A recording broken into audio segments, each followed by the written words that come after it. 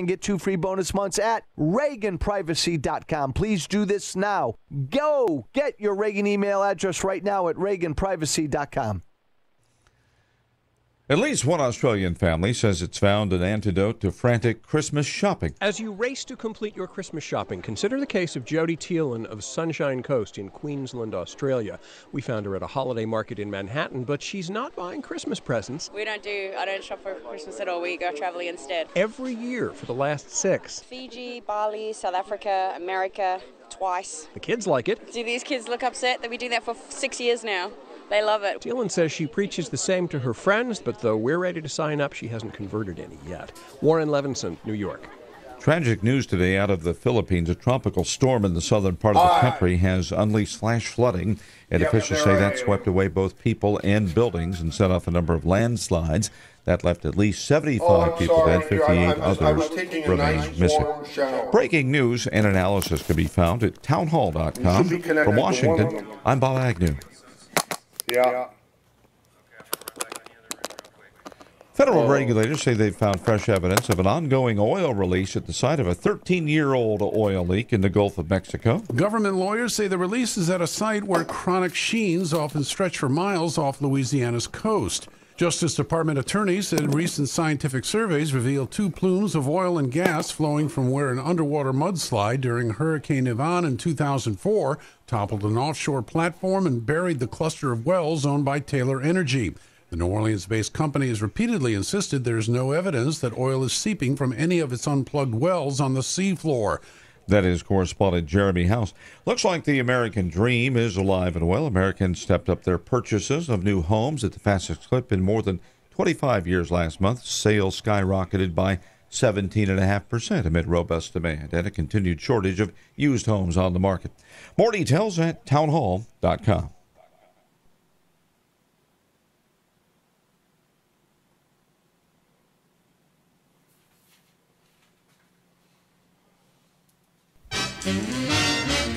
It must be, it has to be, with that big sound it's gotta be KSCO. You're listening to KSCO, serving Monterey, Brookdale, and San Lucas.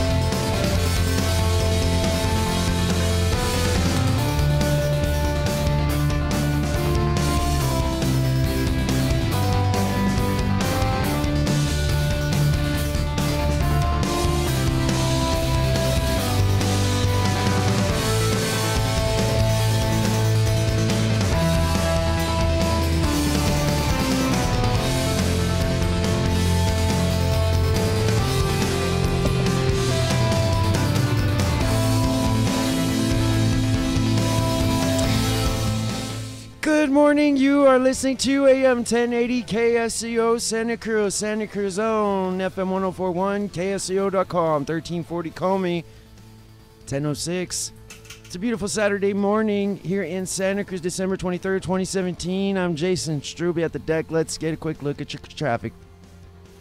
Collision 101 southbound at Laurel just before the top of the hour, and an earlier collision 85 south at Great Oaks Boulevard. Unknown injuries in both. Fantastic deals this weekend at the Cave, 2300 Portola Drive. Dave's out there right now. He's hooking you guys up with free hats with purchase of a Healthy Start pack. Today and tomorrow only, we are stocked up. Come get a great deal on your BTT, EFAs, Glucogel, Ultimate Daily Classic, Arthur Dex, Healthy Pet Treats, and much more. It's time for the Saturday special with MZ. Good morning. Yeah. How are you feeling today? Awesome. Thanks for asking. How are you? Okay. What is it like to feel awesome? It's complicated. All right. Are the cameras in sync here? No, I've got at least one. I had to kind of run at the last second. Okay. I'll go check All right. it I out. think they're both running. And if you tell me to take one of them out to look at the outside environment, because we're environment. Maybe during the musical interlude. Something. Yeah. You decide. But I'm looking at two cameras that seem that they're working. All right, good. But I don't see our guest. Okay. So we'll get him ready. All right, very good. So there is a clue that the guest is the secret guest, him. Okay. Jason spills that much. That's all. We were going to find out soon. Anyhow. So what about the end of 2017 holy Christmas? It's almost upon us. I mean, it was just like a few minutes ago that it was the New Year. Usually things are the opposite of what they are with normal, right? But with me, everything's exactly the same in terms of the older I get, the faster time flies by, right? So, are you that way? I totally missed everything you just said. Well, you find that the time goes faster. Yeah, a little bit. I do. Yeah, it's kind of starting to fly. And you're like, hey, I mean, it's really. I mean, like I said, I'm usually accepting, but no, I'm really happy for sure. Hey, let's get our special guest. Is the special guest there? The special guest is here. You recognize everybody recognizes that voice. I'm sure. But in case you... Hi, how are you? Good morning, good evening, wherever you may be. I was going to ask what did I do? What did I have to? Right. Except you get to start. Or the gateway to the West. I'm in St. Louis for the holidays, seeing my that's And so you have a little set up. This is in a cave, actually. Really? And it's a cave structure. It was built in the 1800s. And you're not Josh, right? No. You operate coast to coast AM from St. Louis, part of the year, from a cave. That's right. And when I first moved in there and had all the equipment put in, it rained and it started flooding. And I did my first show in St. Louis with my feet on boxes so I wouldn't get electrocuted. Reminds me of my dinner table. We had that much water in the studio. My God. So wait a minute. It's not even a house. Well, the cave is in an undisclosed location. We can't reveal that. I see. Of course. For obvious reasons. For obvious. People show up and they want on, and it's all kinds To those of you, I think most people know, because we've been an affiliate of Coast AM since before George hosted. More than Michael, it will be starting 16 years next week. How can that be? I thought it was like 11 or something. You were talking about how time goes by? Yeah. 16 years starting January 1st. And I remember that when your predecessor, Art Bell, quit multiple times, yes, he did. There was dad every host in the world that I do. Take over his slot, right? And a lot of what do you call it? Audition. Right? And some of them asked to come back. There were several times. In fact, up here at World Headquarters, I call it, San Francisco. Hilly Rose is San Francisco, and he was hosting Toast for a while. I did my first show in April in 2001 when I started filling in, and I started being asked to do more and more, and then I became the go-to backup guy. And I'm going to tell you an interesting story because fate steps in here. I was doing a similar show in St. Louis called the Nighthawk program. Same kind of guests, same kind of genre, same kind of paranormal and unusual and mysteries and things like that.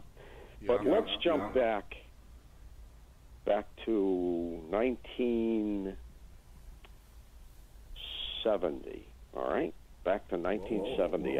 I'm in Detroit.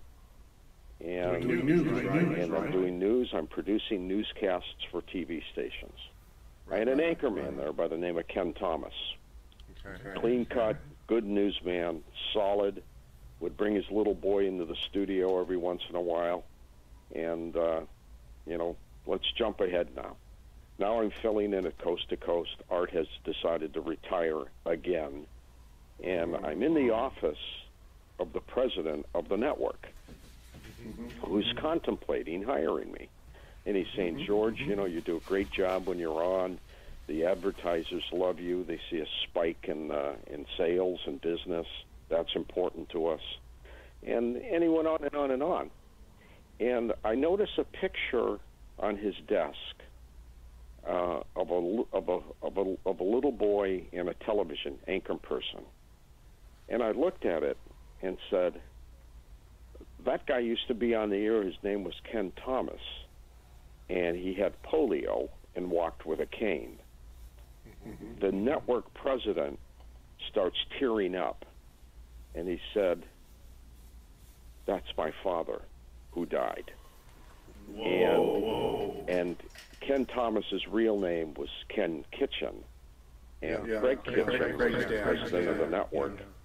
And I don't know if that was the deciding factor in my hiring, Michael, but it was so surreal.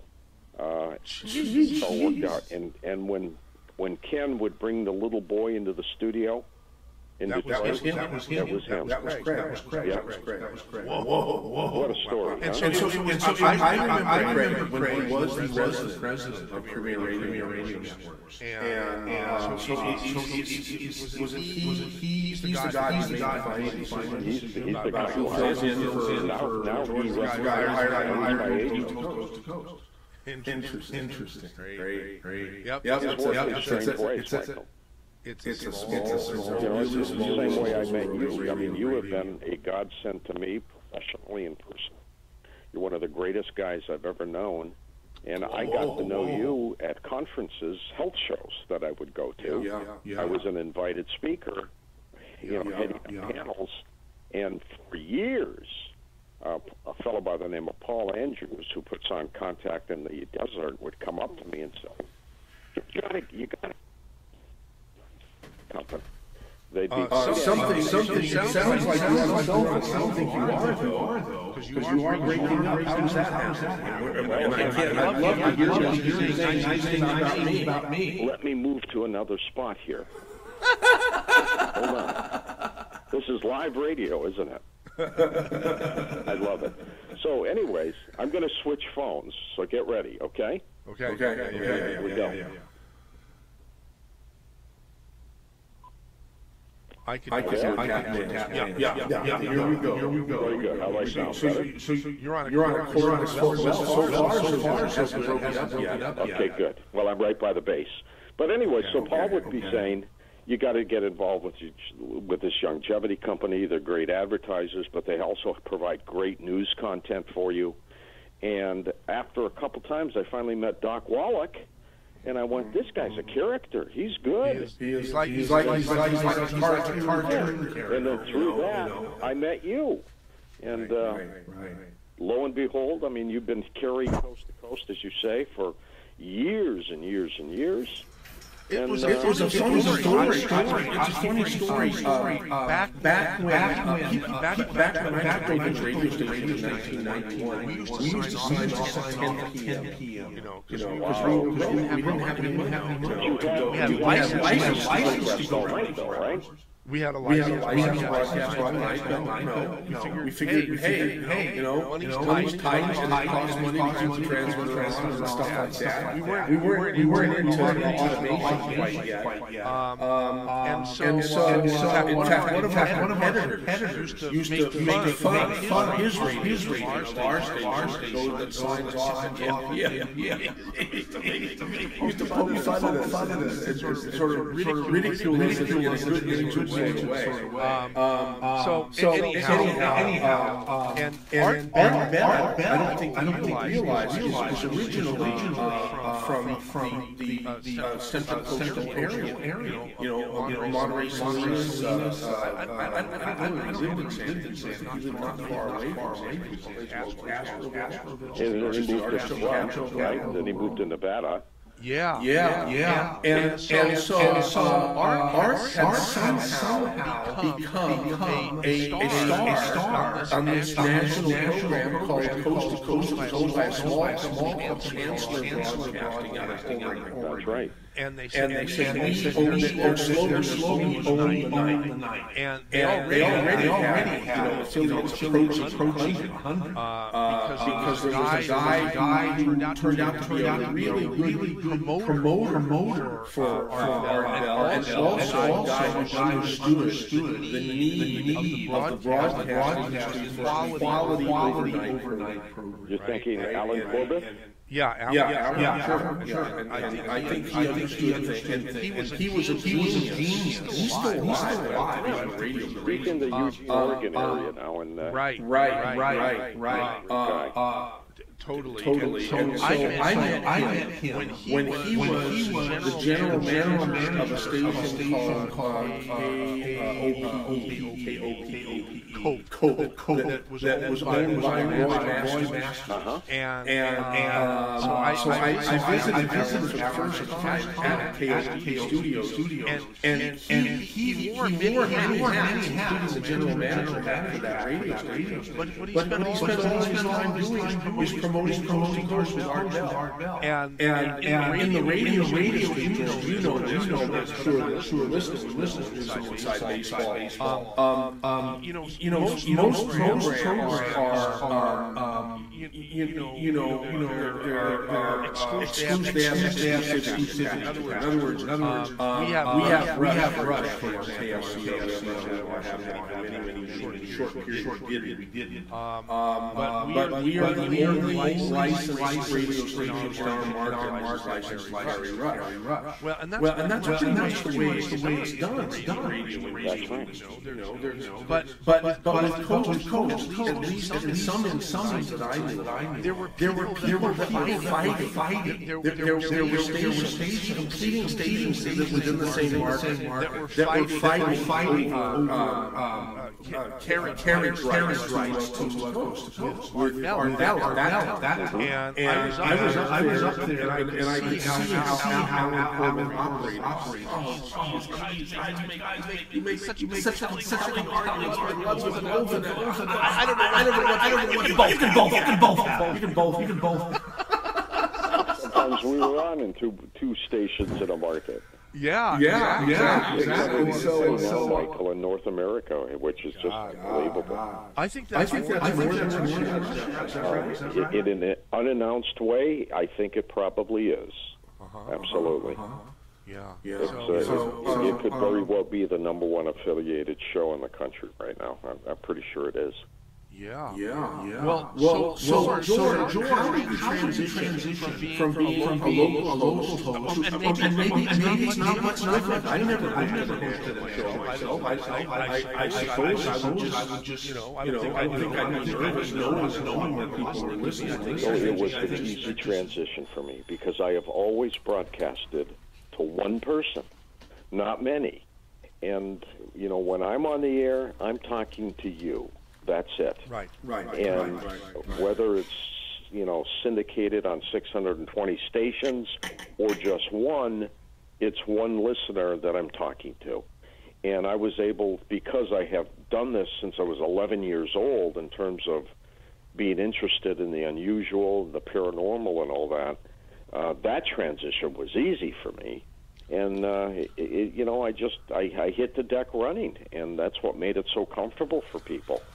Okay, now by that time, I don't know, but you might be able to shed some light on that. Art Bell would become popular doing things that were more conspiracy theories, more like what Alex today. Am I right? No, he wasn't quite like that. Not quite. Not that. Sure. He started doing political stuff, and then he decided to switch to the paranormal. And when I came in after 9/11, the world changed, and I had to adjust. Program directors would call me, and they would say, George, you can't do paranormal every night. There's too many things going on, and because my background, Michael, is in news, and I've done it all my life, that was easy for me to add too. So what we do on Coast to Coast now is we still have the unusual, the mysteries, the conspiracies, the unbelievable, but we also will do breaking shows with a Coast to Coast twist. We broke the story of the tragic shooting in Las Vegas a month ago. I was the only late-night guy on the air, basically. And my producer, Tom Danheiser, had heard there was a shooting in Las Vegas. And I said, well, Tom, how bad is it? I need more information. And he said, 2 people are dead at a concert. And so, we started with that story, and then it mushroomed where 58 people were shot to death. I remember hearing that live on your show. Yeah, we did a story about Fukushima, the earthquake and tsunami that knocked out their power plant. I was getting Skype calls from Japan that night from people asking us what was going on. It was just truly remarkable. So what we've done, Michael, at night is to make sure that it is the watchdog for the nation when I'm on the air. And that's what we've been doing. And so many stations, that are not in a position to do local broadcasts. Probably want to, but it's very expensive to pay a local host to be on overnight and so forth. And it's not just a host. Even if it's a skeleton staff. Yeah, exactly. Yeah. Do you remember the night? You were the night. We had a I didn't know that. Yeah, I hear Dave does some of the Critical Health News commercials, doesn't he? No. We have to be doing them from heaven. Oh, Dave has passed on, huh? Yeah. He did do some longevity commercials today, for sure. But he did do some longevity. Yeah. You're right. George. When did he stop playing? What? Better than Tang. I did my homework. Wow. Incredible. And I know Tom. And I know you have other producers. Tom is the main one that I am, right? Yeah, he's your point guy. Our executive producer is Lisa Lyon. Lisa's based in Oregon. She was with the original Art Bell staff. And this is another thing. We haven't had any turnover since I've been there.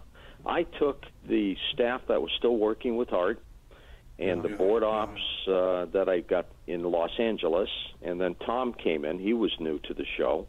And we haven't had any turnover in 16 years, which is unbelievable in radio. Well, stability in the radio industry is almost a non-existent thing. We're very proud of that. We get great calls from Santa Cruz, from people who listen to your station. They are into it. They are educated. They understand current events, and you got to be ready for them too. Because when they make the call, you got to have your answer. and they are. Oh yeah. Yeah. You realize, George, it's 27 minutes, it's 20 minutes into the show, and we haven't even started it. What would happen if that happened on Coast to Coast? Would you be looking for another job? No, but I know that it's. Anyhow, clearly, you guys are way more professional, way more formatted than we are. If Jason hadn't talked to me in the back hall now, we probably would have done the whole show without doing any of our opening themes or anything. Also, I'll give you 90 seconds if you want to run out to the deck and bring that ZBS camera out there. Well, some dirty louse called my phone. And I know who it is, and I think he knocked us off the air. I think we're not connected anymore, but maybe you tell me. Maybe take the other one out.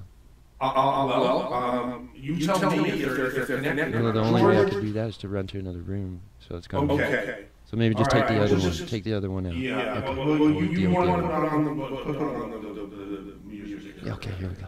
3, 2, 1. Good morning. A brighter day is here. Good morning. May we bring you cheer. We've got time, we've got tunes, we've got time, tunes, and temperature. Get up and go, it's today, you know, on KSCO Radio. Now we don't have the audience that our guests has, but with technology, maybe we could someday put out decent enough content. Welcome to Saturday Special. Oh, both your cameras are still up? You still got like 45 seconds. I'm going to take one out. I'm going to take one out. Okay, do it. All right, so stay with us next hours. We don't know how long we have, George. We already got us sometime. Now right here on KSCO Radio. See, that's our special music fan. Aren't you supposed to be running outside? Oh, okay, all right. Okay. You talk to George. Okay. Hi, George. Hey, Jess. Appreciate you joining us, sir. It's fun.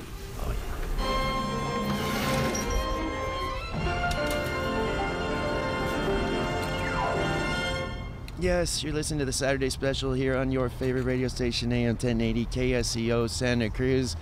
It's 10:31 Pacific time. Or almost. Looks like we're starting to get some calls in. I'm not sure if we've opened the lines yet, but I'll go ahead and just kind of put those on hold for now. Where did MZ go, Jason? What we're doing is we're actually streaming live on YouTube. And if you folks want to check that out, we have a multiple camera setup over remotely, actually, from MZ's northern headquarters, located in San Francisco, or thereabouts, California, and we've got him running out onto his deck to give us a beautiful view of the San Francisco Bay. So if you guys want to check that out, you can go to youtube.com/c/KSCO Global. That's youtube.com. He's not in the KSCO studios. No, I know. It sounded like he was, but no. No, I broadcast from World Headquarters today, most of the time, actually. I spend much more time in the city now because we're trying to develop the business up here, the supplement business, both the English market and the Hispanic market and the Asian market. I mean, Chinatown is like a 10-minute walk down the hill from here.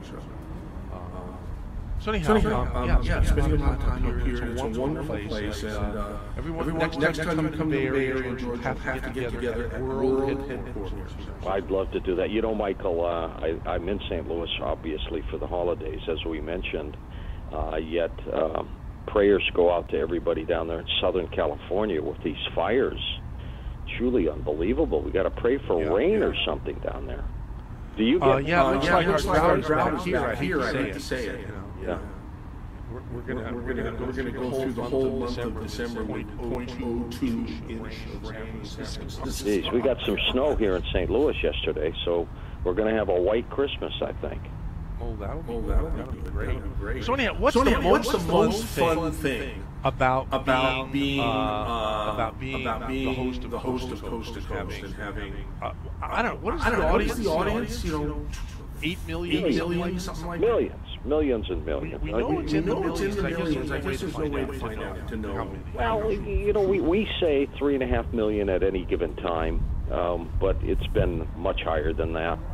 But in terms of registered listeners that are being rated, we use that as a number, but I can tell that it's much higher.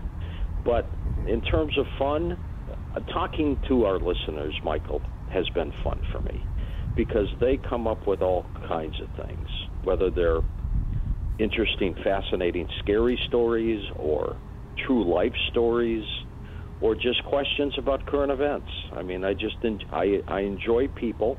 As you know, I do a lot of live events around the country. Oh, yeah. And one of the reasons I do that is because I want to see our listeners face to face. And that develops. Yeah, because some talent is very hermit-like, And yes, they don't like to be in the public eye in terms of physically. I do. And, I thrive in that. We're doing 4 to 6 live stage shows around the country in 2018. We did your party about a year and a half. Oh, the party. Thank you. Yes, you launched. You and Tom flew up from L.A. On, I think it was May 2nd, 2015. To formally launch our potty patio. I had a great time. I remember meeting your mother, God rest her soul. Yeah. She was sitting at a desk, and I had to go in and use the bathroom. And she stopped. See, by that time, she was sort of, Mr. Memory, I guess. So, yeah, but she was pretty sharp. But she stops me and says, "You can't." Where are you going? And I said, "I've got to go to the bathroom. I've got this big event." And she said, "No, it's only for talent." That is so funny. One time she asked me if I was the gardener. That was cute.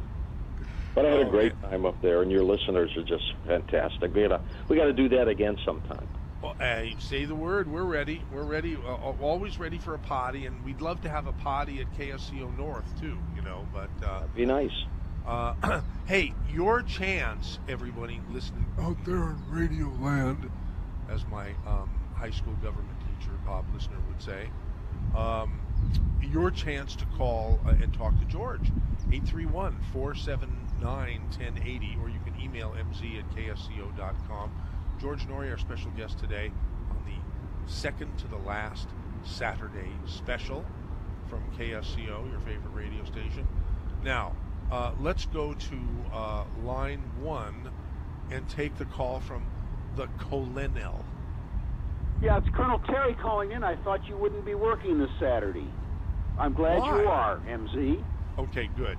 I'm glad George is available. George, I've listened to your program for decades, years in Art Bells, and I'm curious, how, if at all, do you do things or approach your content, your delivery, audience participation, different than Art Bell did, if at all? And in addition, how do you see your industry going? And I guess we're talking talk radio, late night, and other specifics. And last question, I worked at the White House Science Office and other places. We've got some real serious threats to our planet's future, the survivability of our species, the livability of the planet, and to our future political comedy here of the United States. Do you feel any obligation to address seriously those things with possible solutions? Well, as you know, listening to the program, there are many nights that we take a very serious posture about events that are out there. I happen to be one of those championing to protect our power grid from either an EMP attack, that's the detonation of a nuke in our atmosphere. Yes, you and my friend James Woolsey. That's right. And you had him on that topic, sir. A solar flare. No, James I haven't had, but I've had a lot of other people on. Bill Forstchen, who wrote a book called 1 Second After, F. Michael Maloof, who's been a researcher, Peter Pry, who works for Homeland Security. But we take a lot of these subjects seriously. Even though some of them are fun, and entertaining. There are other topics out there that we have to pound away at and hopefully get this planet going in the right direction. In terms of content, I've got a full staff, Colonel, who works with me on a daily basis to select guests.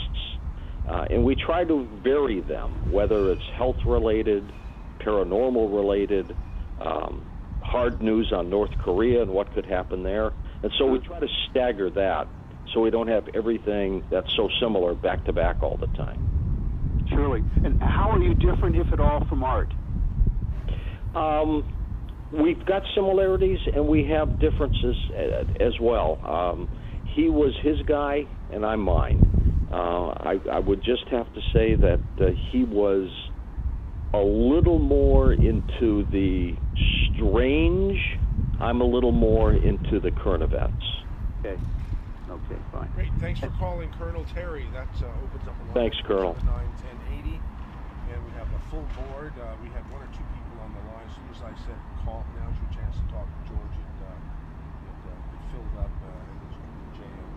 Although there is the line that Terry vacated is still available, 479-1080. Robert in Santa Cruz, about the interview process. You're on, Robert, with George and MC. Hello, George. Hey, Robert. I'm interested in how you decide who goes to Beyond Belief, and then how you decide what gets aired on Beyond Belief. Because from what I understand, you interviewed Michael Horn about a year ago, and we still haven't seen that TV program. So I was wondering why. That's a good question. I'll check in with our producers on that. We've done so many. I go to Denver once a month and tape 4 television shows. And in terms of the guests, they have a committee at BeyondBelief.com that selects the guests that we either recommend or they recommend as well. And then they select them, and they're all there waiting for me on the day that we tape. The Michael Horn one was done some time ago. They either haven't edited it yet or it's on a back shelf, but we've got like hundreds of programs in the mix. But I think it'd be really interesting. I'll check on that because Michael's been a great guest on my radio show, as you know. Right. I'm very interested to see what he has to say and show us all, because... Which Michael Horn is that? Michael represents a fellow in Switzerland by the name of Billy Meyer, who has taken some of the most amazing video and film and pictures of UFOs I've ever seen, Michael. Right.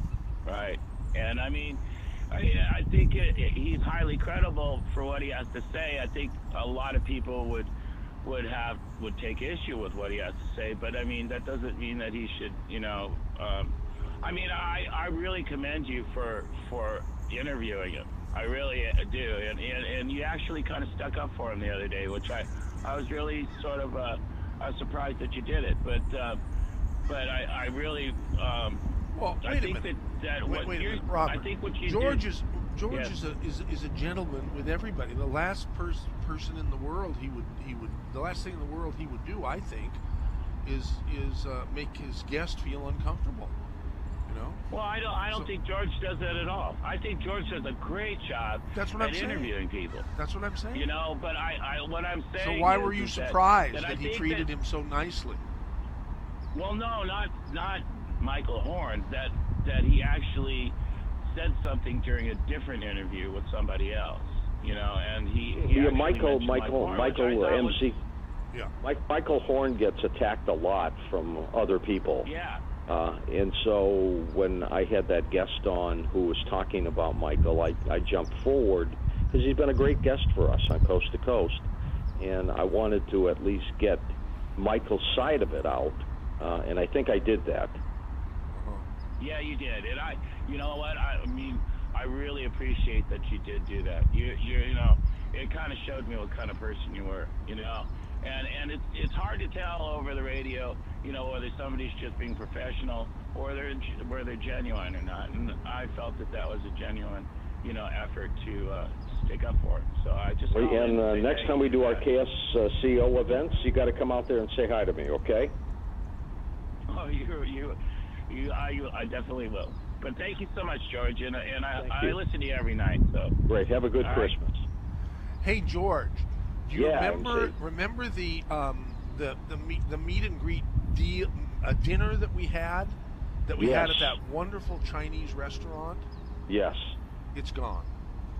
The restaurant's gone? It's gone. What happened to it? Very, very popular restaurant. It made some regional or national news, so maybe you didn't hear about it. The owner of that restaurant, it was determined, had made a contribution to David Duke for campaign for senator or something, whatever it was. Okay. And that killed the whole. That killed it. When that information got out, the people who had worked there, many of them for 30 years, they just didn't go. They didn't show up for work. What a shame. And it was sort of a shame that KSCO got called by the news media on that, and I said, "What are you calling us for?" He said, "Well, you're talk radio, and it's a local issue." So they were talking about that, and that particular issue led to a very nasty time for us at KSCO. Yeah, I'm aware of that too. Even though you did not take sides, obviously. Yeah. But sometimes you get blasted by airing a story, and because the next time you air the other side, but people come at you. I mean, that happens. Well, anyhow, so it's been a crazy year, and what have you don't handle too many controversial topics. You correct me if I'm wrong on Coast. Let me tell you what we don't handle, because I let mainstream do it, and there's no end to it. I mean, you can't satisfy people. So we don't. I did not touch this Hollywood scandal, sex scandal stuff, or what's happening in some of the media right now. It's just not a Coast boring story. It's just boring. And it's there. It's important, Michael. It's an important story, but it's just not our story. It's not our show. I try not to do stories on abortion. We try not to do stories on the death penalty. I have my own personal views on all of them, but it's just not what Coast to Coast is. And so I have had to make this distinction with what is the program, what is the format, what are the subjects that we're going to handle, and then we go from there. And that's, so far, we've been very successful doing it this Absolutely, and I think you're pretty much immune to what has happened to a lot of us in the talk radio industry. Probably starting with Rush, with his Sandra Flucker comment, years back, that cost him a lot of advertisers, and a lot of talk radio, the talk radio industry in general cites that particular occurrence or episode as having the effect of a chilling effect on advertising. Sure. What we don't do on Coast to Coast is inflammatory radio. That's what I avoid. Simple as that. Yeah. Now, would you call is inflammatory radio equivalent to the word that's been used quite a bit, and that we were accused of? And the word I'm talking about is hate radio. Yeah, you could put hate radio in that category. Not everything is hate, but hate is inflammatory, and to me, I was raised with the understanding that the airwaves belong to the public, that our listeners own those airwaves, not us, and that we have a responsibility to present to them honest, factual, comfortable radio. I can't stand it when somebody's trying to be profane on the air. I bop them off, and we have delays and stuff like that. But I want radio as if it's going into the home of somebody who has their children around. Right. That's how we broadcast, MZ. Yeah, and that's why you don't have any. You don't have to have stations that carry Coast to Coast don't have to have a special feed on their newscast and on their commercials. like we do. Now, I am so proud, so happy to announce. Now, we basically announced it last week, but we're announcing it again here. It's not permanent, but it's I've gotten so many compliments and thank yous in the email for switching our news from CBS News to Town Hall News, which is Salem Radio Network News. Mm-hmm. And we did that because we're losing CBS at the end of this year, which is in a week. And CBS has a good reputation for being, a good quality news service. They have 60 Minutes and everything, and it's the same company. So why are we happy that we're finished with CBS News, and why did we select probably permanently Town Hall News, which is from the Salem Radio Network? Well, because we're a Rush affiliate, and we actually have Michael Savage on our sister station, KOMY, from 4 to 7 p.m. It's not live, but it's about 4 hours delayed. That puts us in a controversial category, so that our news feed is not going to be a normal news feed for stations that don't have that aren't controversial, by definition, because they have controversial programming. And because of that, George, there's only one or two companies that say that don't care if their commercials show up in controversial programs. And one of them is Boll and Branch, the sheet company. I don't know if they buy time on Coast to Coast or not. No, I don't think so. But it drives me, and it drives our staff, and it drives our audience insane to have to listen. I'm sure for every one commercial that they buy, they are bonused 1,000, because you hear Boll and Branch commercials 3 times in the same newscast, in the same one that the network, CBS, puts out. See, and that's just crazy. Talk about driving the audience away. And of course, a lot of people say that CBS News is biased, like a lot of the others. And that, anyhow, I don't think there's such thing as journalism anymore. And I think it's very sad. If you're a newscast, really what you are is a commentator. You should just announce that way. But don't get me started. That's another show all by itself. Yeah. Oh, back to the phone lines here. Corina, let's put Corina on. Hey, Corina, Pacific Grove, you're on with George, Noorey, and MZ. Hi. Hey, Corina. Hi, Corina. Hi, George. I can't believe that I'm actually speaking to you. You are, and I'm not interviewing anybody. I'm just being me right now. I know. It's fabulous. Well, I listen to you every single night, and you and all your different guest hosts are just so incredible and so knowledgeable, and I've learned so much about so many things that I would never even imagine that, existed, that were out there. And so I wanted to just tell you that I love you and what you do. Thank you. And well, you're a gift. You do something that nobody else does that I'm aware of. You want to know the most amazing thing that I know about that I've observed about George?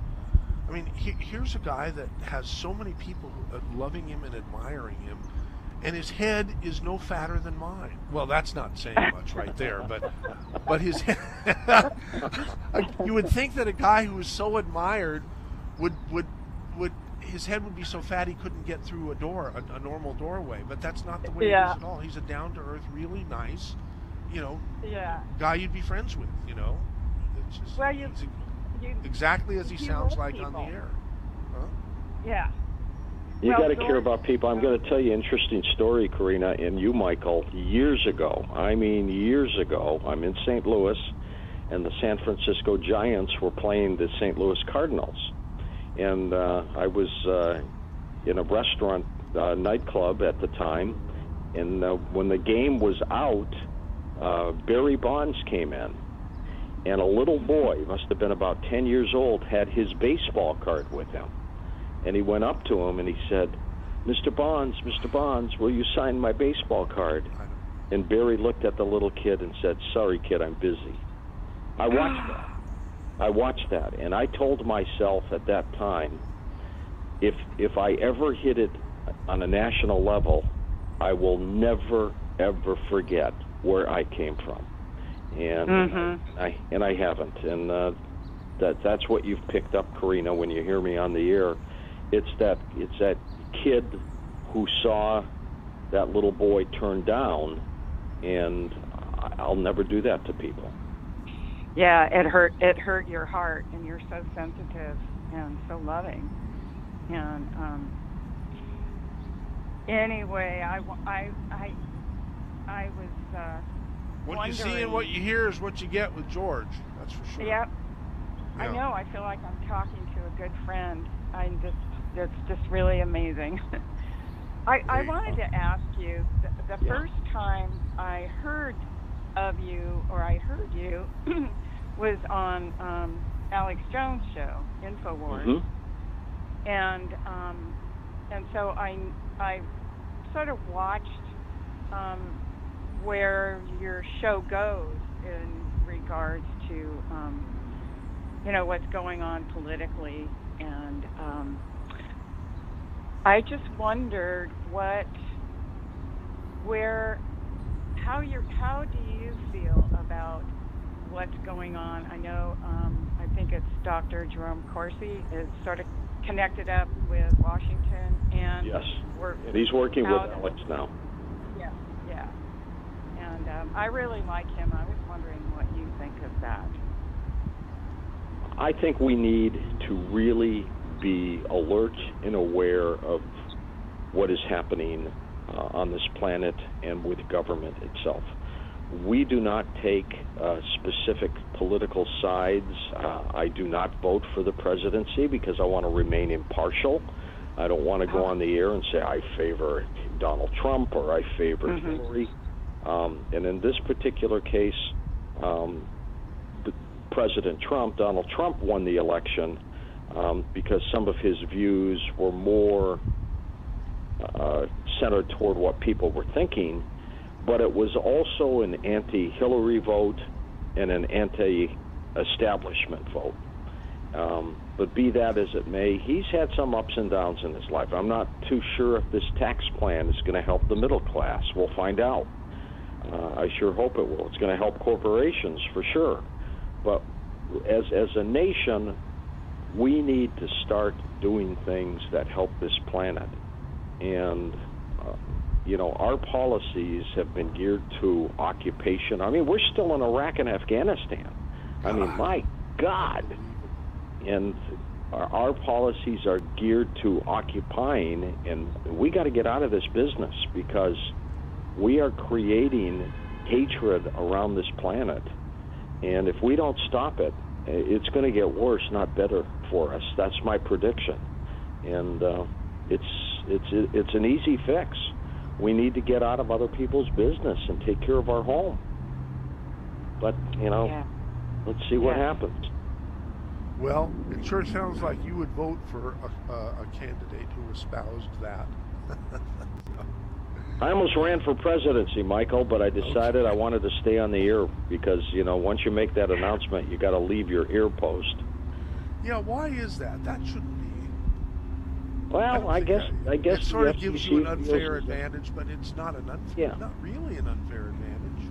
No, not really. It's one's occupation. I mean, should actors be forbidden to run for president because they're famous? And in their movies, get elected? Movie show and stuff like that. So, I always thought that Clint Eastwood would make a great president. I just love the way that guy thinks, and I love his work ethic. I love everything about him. Are you sure, punk? Right. Hey, listen. Thanks, Karina, for your call to 479-1080. We want to hear from others. Our next caller will be none other than Bob in Santa Cruz about aliens and UFOs.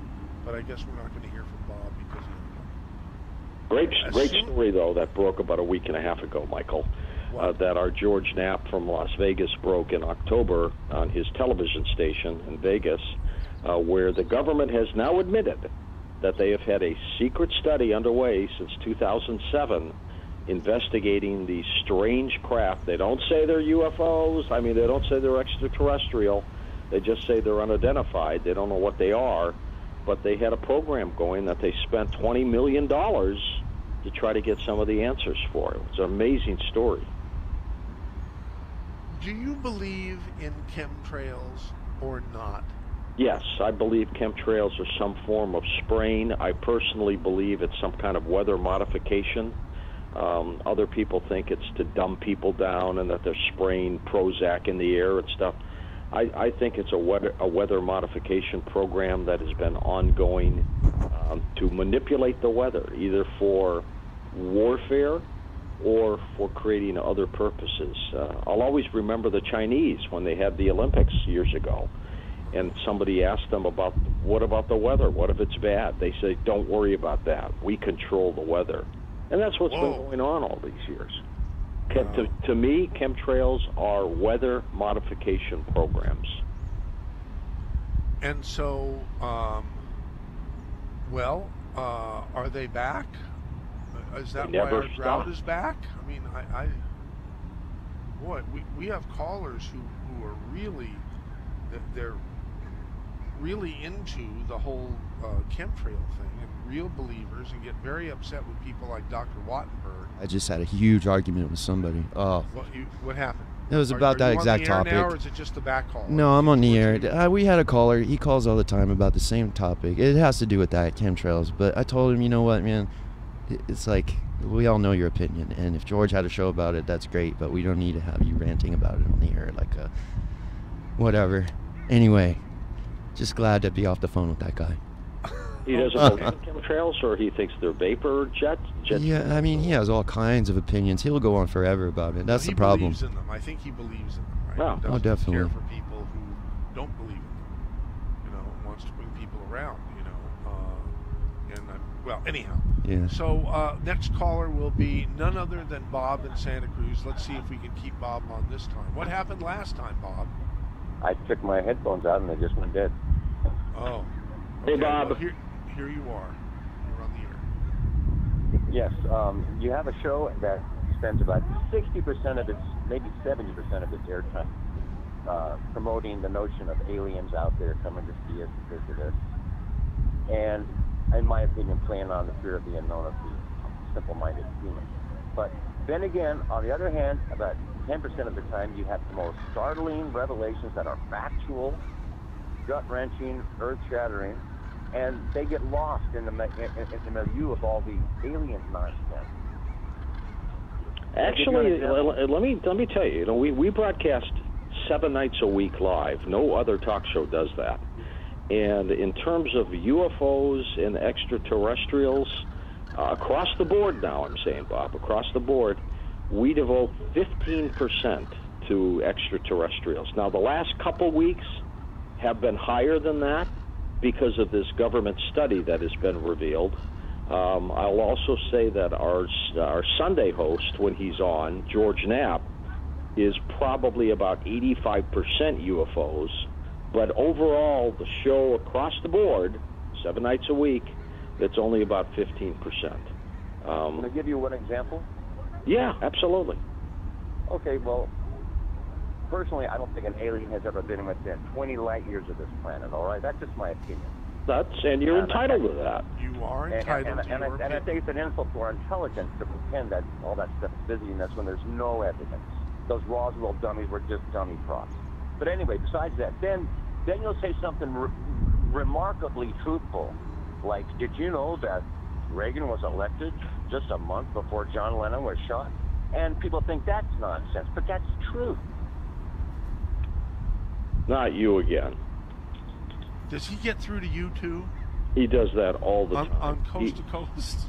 He always, he uses different names, but he always ends it with Reagan and Lennon. Right. Haven't you got? And we're both upset because we should know it. We should know his voice by now, but we don't. No, we don't, because we get so many callers. Yeah. That pop in. I'm going to have a whole show with him sometime and just let him go off on it. Hey, he's a smart guy. He knows what he's talking Can about. I just say, I'm having a really tough time screening calls today. I don't know what it is. Oh man, this is the most Are hardcore. people attacking you? No, well, I mean, the problem is I'm just having a hard time getting a caller through. Like, I'm having a hard time getting a real question.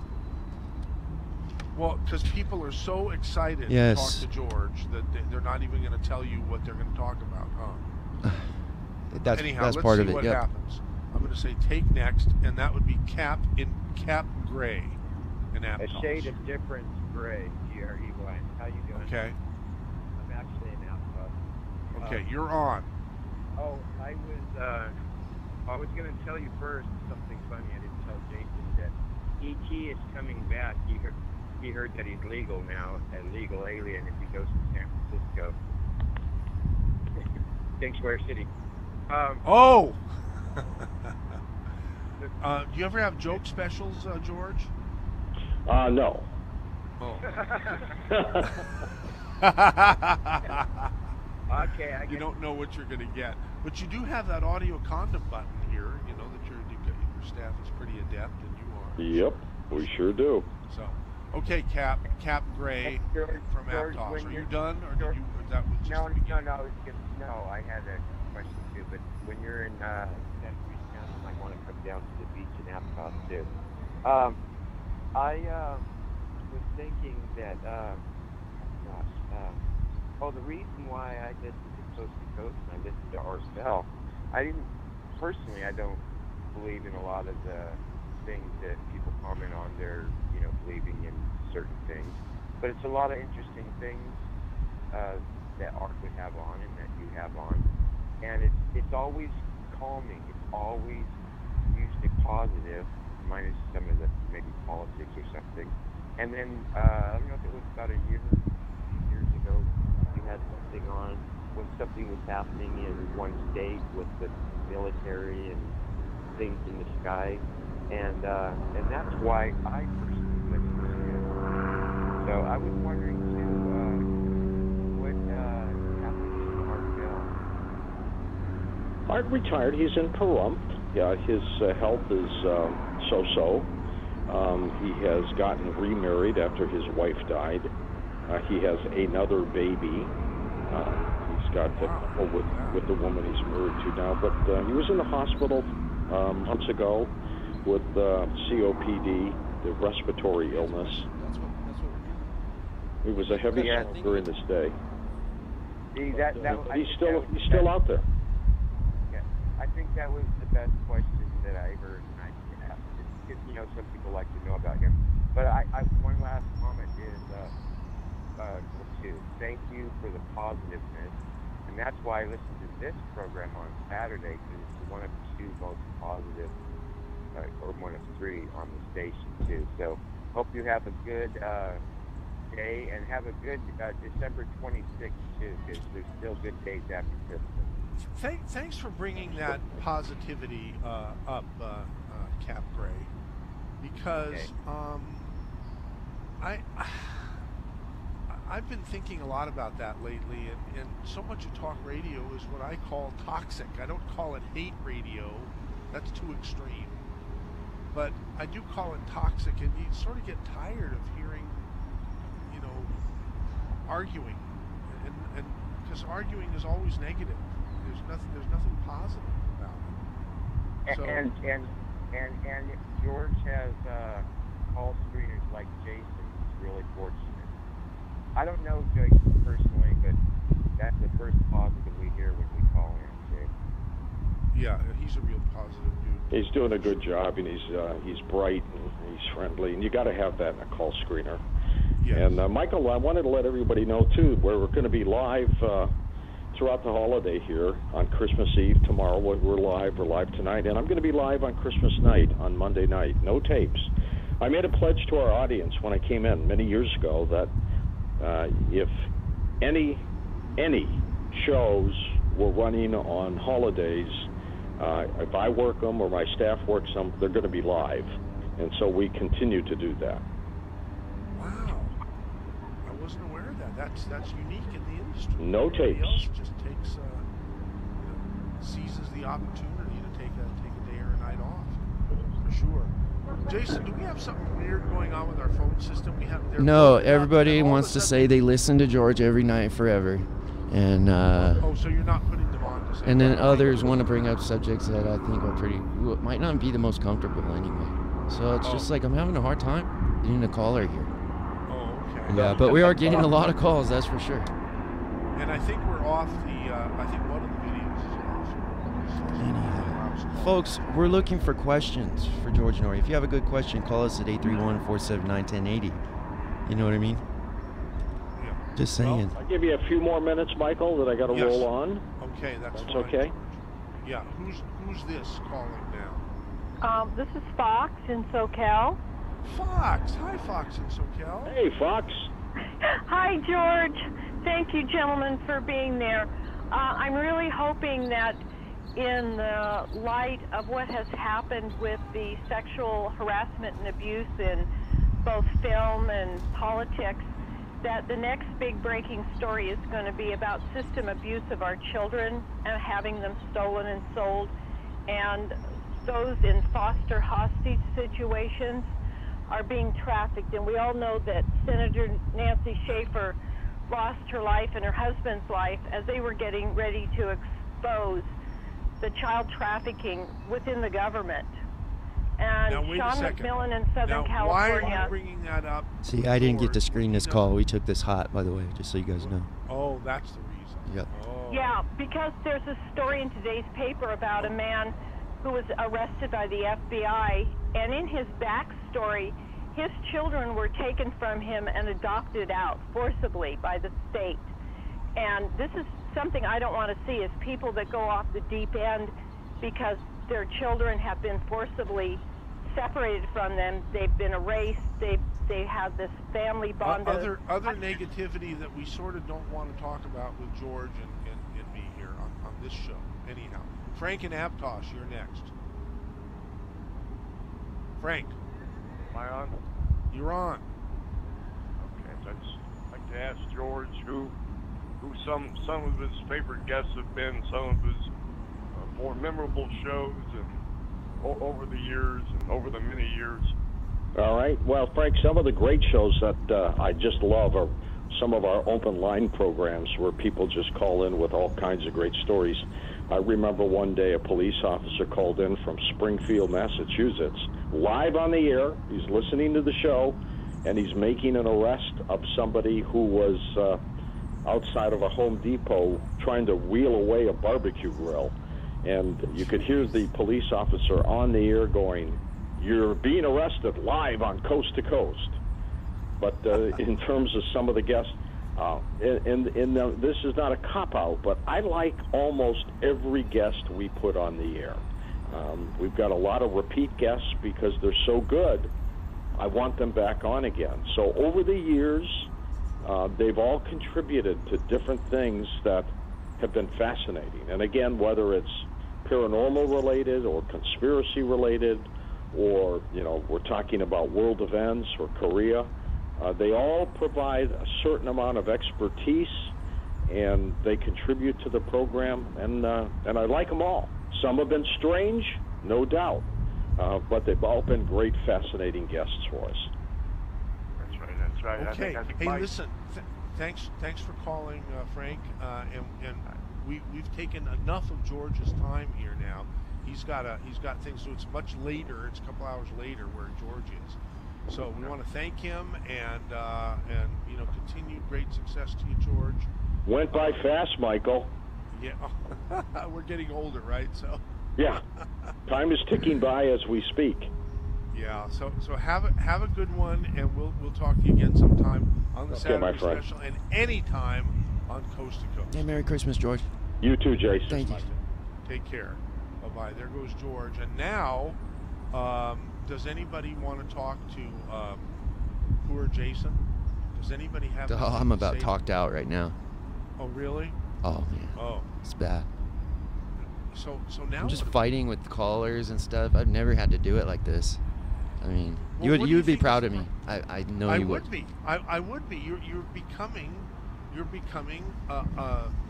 a call screener becoming of a quality program, you know? And my program will never be a quality program without it starting with you, you know? Because then you can have a great positive influence on me. Frank, it looks like you're still on, are you? I guess not. Who is this person? Who is this person? Hello, you're on the air. Who is it? Hello, Mike. MC. Oh, hi! It must be... What happened? What happened? You dropped him. Oh, it was dropped by mistake. I think Oh, here's Dr. Future. Here's Dr. Future, okay. He wanted to talk to George. He called, just didn't last. Hi, Dr. Future. Too late. Hey, are you there? You have to talk to me because George is going. Oh, okay. What a It was a question. Oh, to have to talk to me instead. What's going on, Dr. Future? How's Mrs. Future? Wait a minute. He hung up. Oh, geez. It was such a shock to have to talk. Unless you dropped it. No, Did you drop it? no. He had a good question. He wanted to ask George about Antarctic stuff. Oh. Antarctic science. I have a lot of questions about Antarctica too, actually. It's very mysterious. Right. Well, so I guess you and I are place. going to do the rest of the show. We blew through the news too, I realized. Yeah. It's okay. I mean... I think I scared George off. Sorry. It's probably not. It's probably not. It's probably okay. I was gonna say we didn't have to hear Boland Branch, but we wouldn't have heard Boland Branch anyhow. Watch, they're gonna creep right into that cycle. Boland Branch is gonna creep right into that cycle before you know it. I've already heard some of the overlapping spots from CBS showing up on the town hall. Well, that's okay. You know they're gonna be looking to expand in 2018. Oh my God. Well, we have an easy out with them. It's 30 days. This one guy has called like 1,000,000 times today. Is there any way to actually block a number here? Or do we not have that ability? Yeah. I told him I'm going to permanently block him if he block a calls back. But I was bluffing because I don't really know how to do it. Do you know how to do it? You have to talk with Richard B. Luther II, Oh. who will talk with Reggie at the switch. Caller, you're about to get blocked. Yeah. So, is the caller still calling? Yeah, that's him. Oh. He knows he's not getting Okay. on here. All right. So anyhow, Yeah, harassment. Just a lot of people call calling screener today. harassment, not sexual harassment, Right. but call screener harassment. We should make this a big news story, you know? We really should, Jason. So, anyhow. All right, gang, so here we are with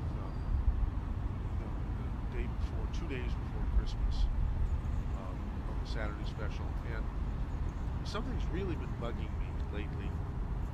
It seems that,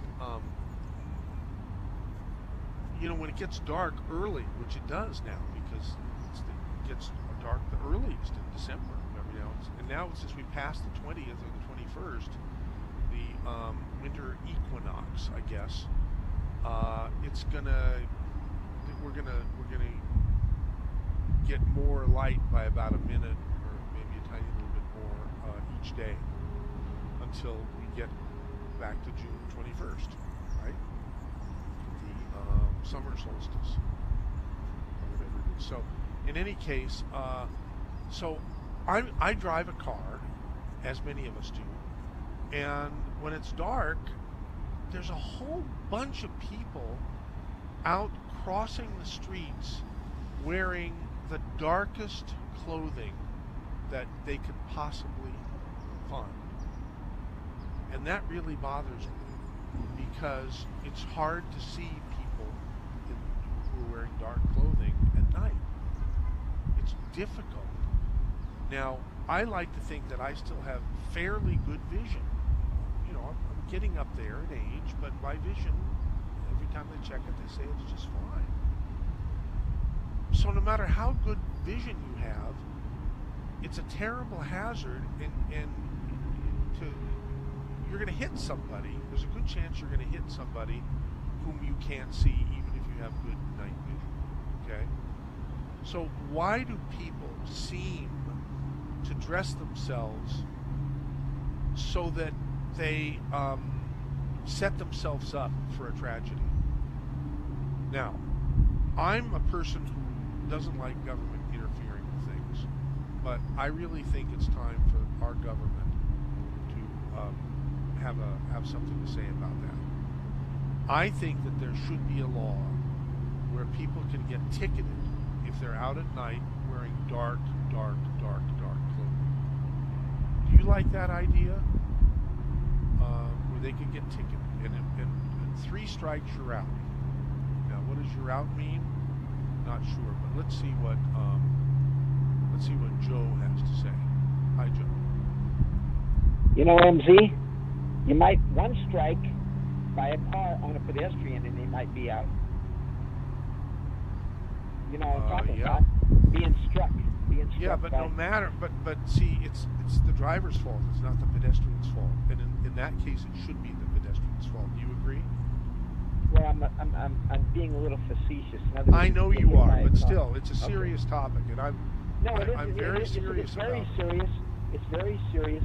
I happened to listen to, by chance, the traffic commission meeting, and also was on one of the city council meetings just recently in December in Salinas. No, we got huge problems in Salinas, and especially in North Maine. We have that problem with them dressing really dark. We have the homeless there, right by the train tracks and in other areas, and they're just crossing just wherever. One guy was on a motorized wheelchair, and man, he crossed, and I yelled at him. And then later on, I saw him a few weeks later. What are you doing? You're going to get yourself killed. And it's really bad because they're just so blatant that they don't really care. And they're going to make you a case of manslaughter. But then we also have we also have the huge problem of people not stopping, driving the cars, not like on a stop sign. When the light changes, instead of waiting for pedestrians to go through, they just take off right before a pedestrian can step off the curb. And so we've got the problems with drivers and pedestrians being irresponsible. Okay, isn't this a good thing for the law to step in? It would have a chilling effect. I think it would. Another law. I think it would have a chilling effect.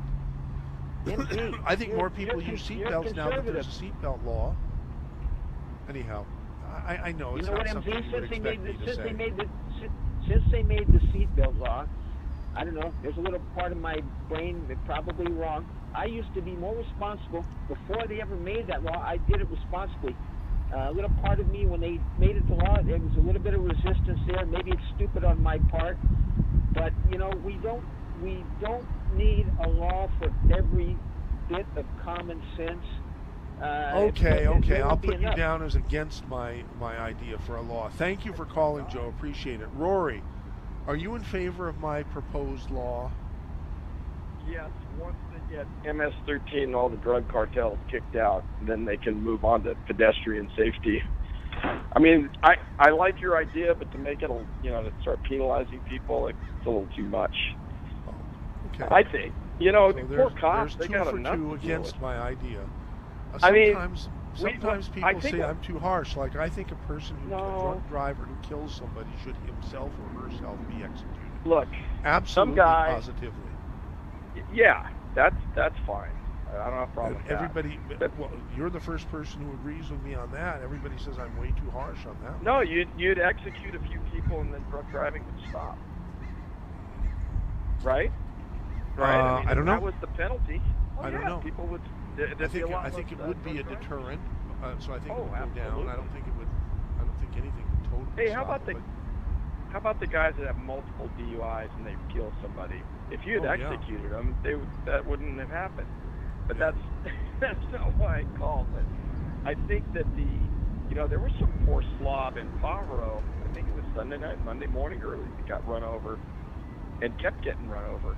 I don't know if you heard that. I mean, I don't know if that's what prompted your. No, not at all.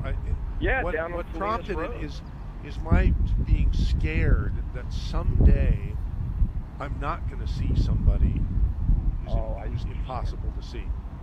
And No, then you I'll keep find taking myself. the vitamins and minerals. No, you keep taking the vitamins and minerals, you'll be fine. They're and everywhere. if they get hit, if somebody in dark clothing gets hit, that's on them. But anyway, I just wanted to call, say Merry Christmas.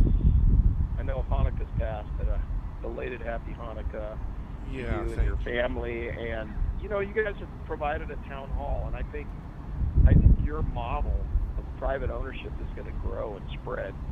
Just the way you've done it, I think it's gonna take off. I mean, it's gonna. The only way it could spread is if it pays, and we've gotten it to pay. Well, through you the monetized supplement it. business, no other Yeah. way. You know. Yeah, and hey, that's the way. That's the way. And you're helping I feel good people about to that boot. too, because it helps people also. You're helping people to boot. I mean, I got a stupid cold yesterday. I feel great. I mean, I got the sniffle thing, but I don't feel worn down. I'm moving. And that's the vitamins and minerals. I love hearing from you, Rory, but with that information, we probably should ring off because I don't want to catch it. No, I've got my hand over. Oh, okay, good. But anyway, You wanted to talk about Stephen Lightfoot? No, I call him Gordon Lightfoot. Well, you know, I recognize that guy's voice immediately, and a lot of times he'll sound like he's in a restaurant or something. But I'm surprised you don't pick up on it. I heard him. I said, You're right. Here he comes. I started to pick up on it this time about 3 to 4 seconds before he mentioned John Lennon. Yeah. Well, when you have a slow Saturday special, you should have him in. Just let him.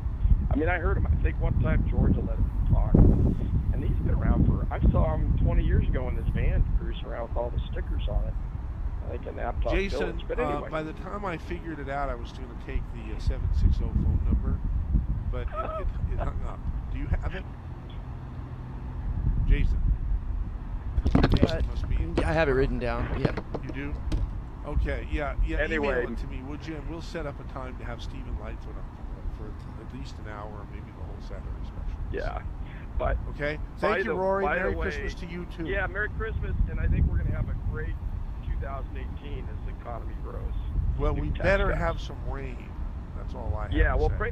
And I do not like one bit the tax because I'm a person who the state and local taxes deduction is very important too, and the property. Well, there's tax a 10. deduction Is the 10,000 max not going to help you? That would be nice. You know, I mean, I don't want to pry into your business, but there is a 10. No, it won't even come close. So this is a well, devastating Michael, tax I know that these. I might not be able to feed KSCO anymore because of this damn tax thing. You know. Gotta make a new and the other thing is, now this is a good thing for the public. Okay. I think the fact that you know, in expensive property states like California, for example, suddenly not being able to deduct all of your property taxes and all of your mortgage interest will result in a chilling, which means a chilling effect, which means a lowering of general real estate prices, which is going to be good for everyone. Yeah, and they need to build more. Except the people who own a lot of real estate, who are used to deducting their mortgage interest and their property taxes. Yeah, and those people are going to get killed. Well, they're not going to starve to death, and they'll have a roof over their head, and they'll figure it out. Form a different corporation. Take the tax break from 35 down to 21%. You'll save money there. I mean, there's ways to deal with it. When you've got the means, you can structure it. So well, I better think it's going to be good. Then.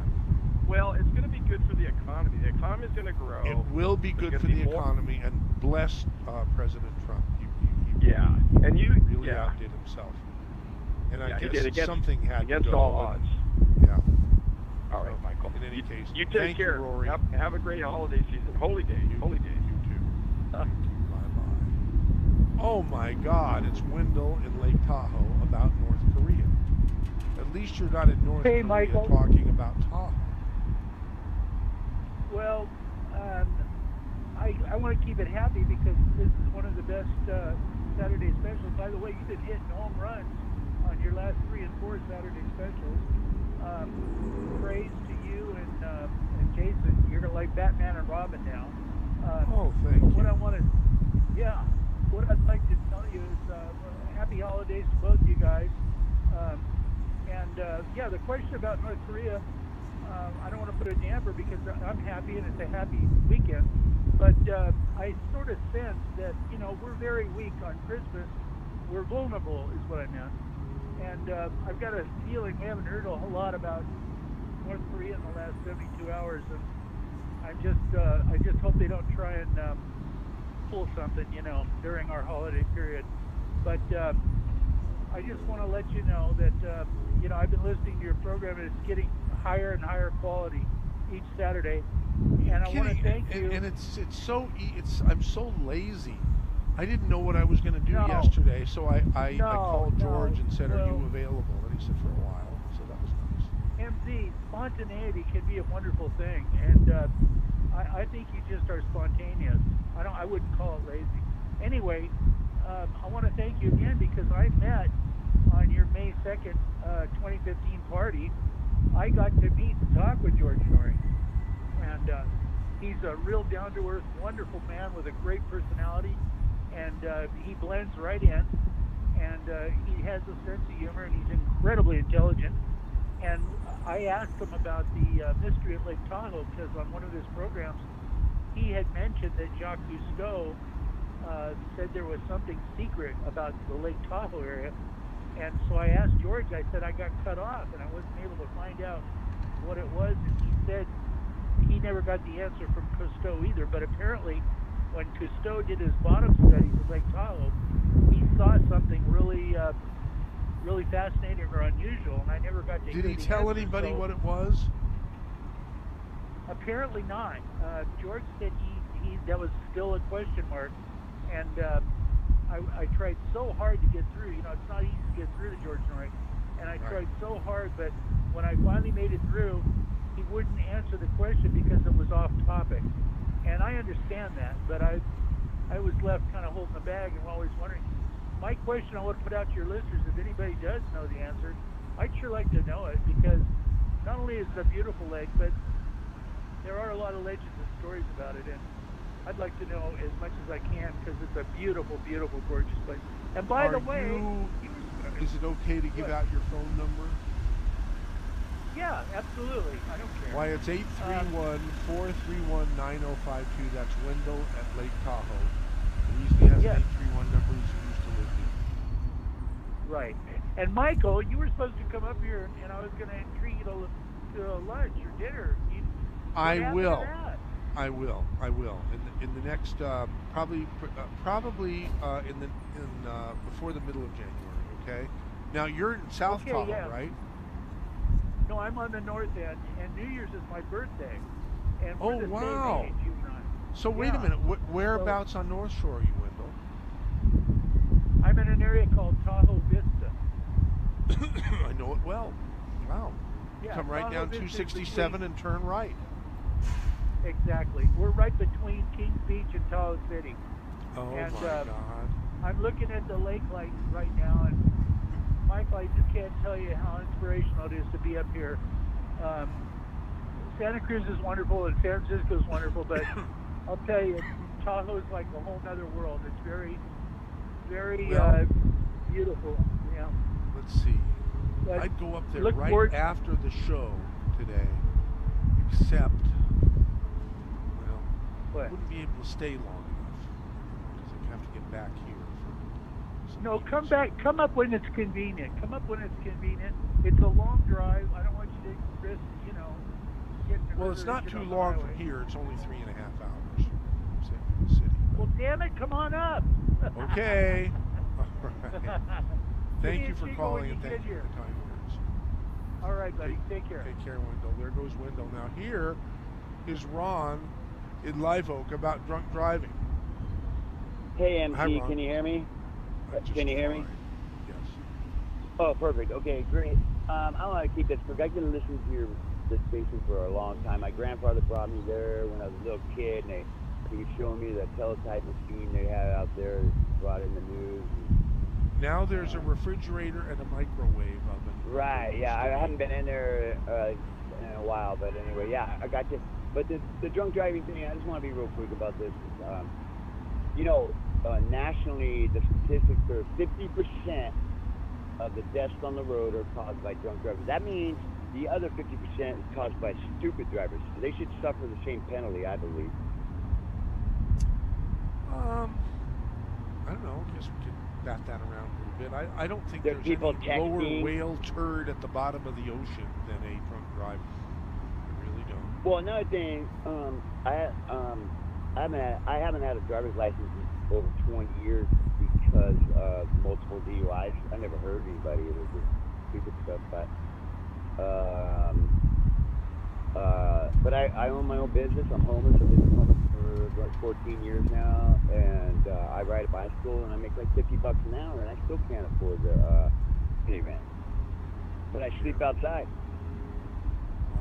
Sorry to hear that.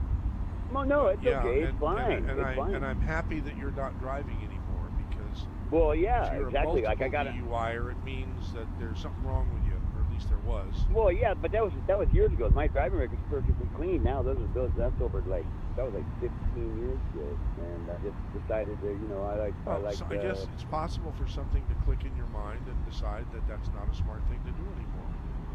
And well, I know smart that thing there to do are people, I know of people listening to this right now who have DUIs, and right. It's a pull that terrible thing to do. No, I just don't drink and drive anymore. That was my thing. Yeah. I just don't drink and drive. Right. How about that? Well, good. Thank you for calling 479-10. Hey, I love your show, man. I listen to you all. I listen to you all the time. Great show. Thank you. Appreciate the kind words. Here's Mickey in Capitola. And by the way, we have a half hour, almost a half hour left, and a full board open, the phone. So if you want to call and get something through here, it's a perfect time to call 479-1080 or to email mz@ksco.com. Sorry, Mickey, go ahead. That's okay. Hi, MZ. How are you? Great. Good. Listen, about driving at night, if you try to drive when the sun is setting. That's pretty bad, too. But that's a natural thing, so all you can do is use your visor.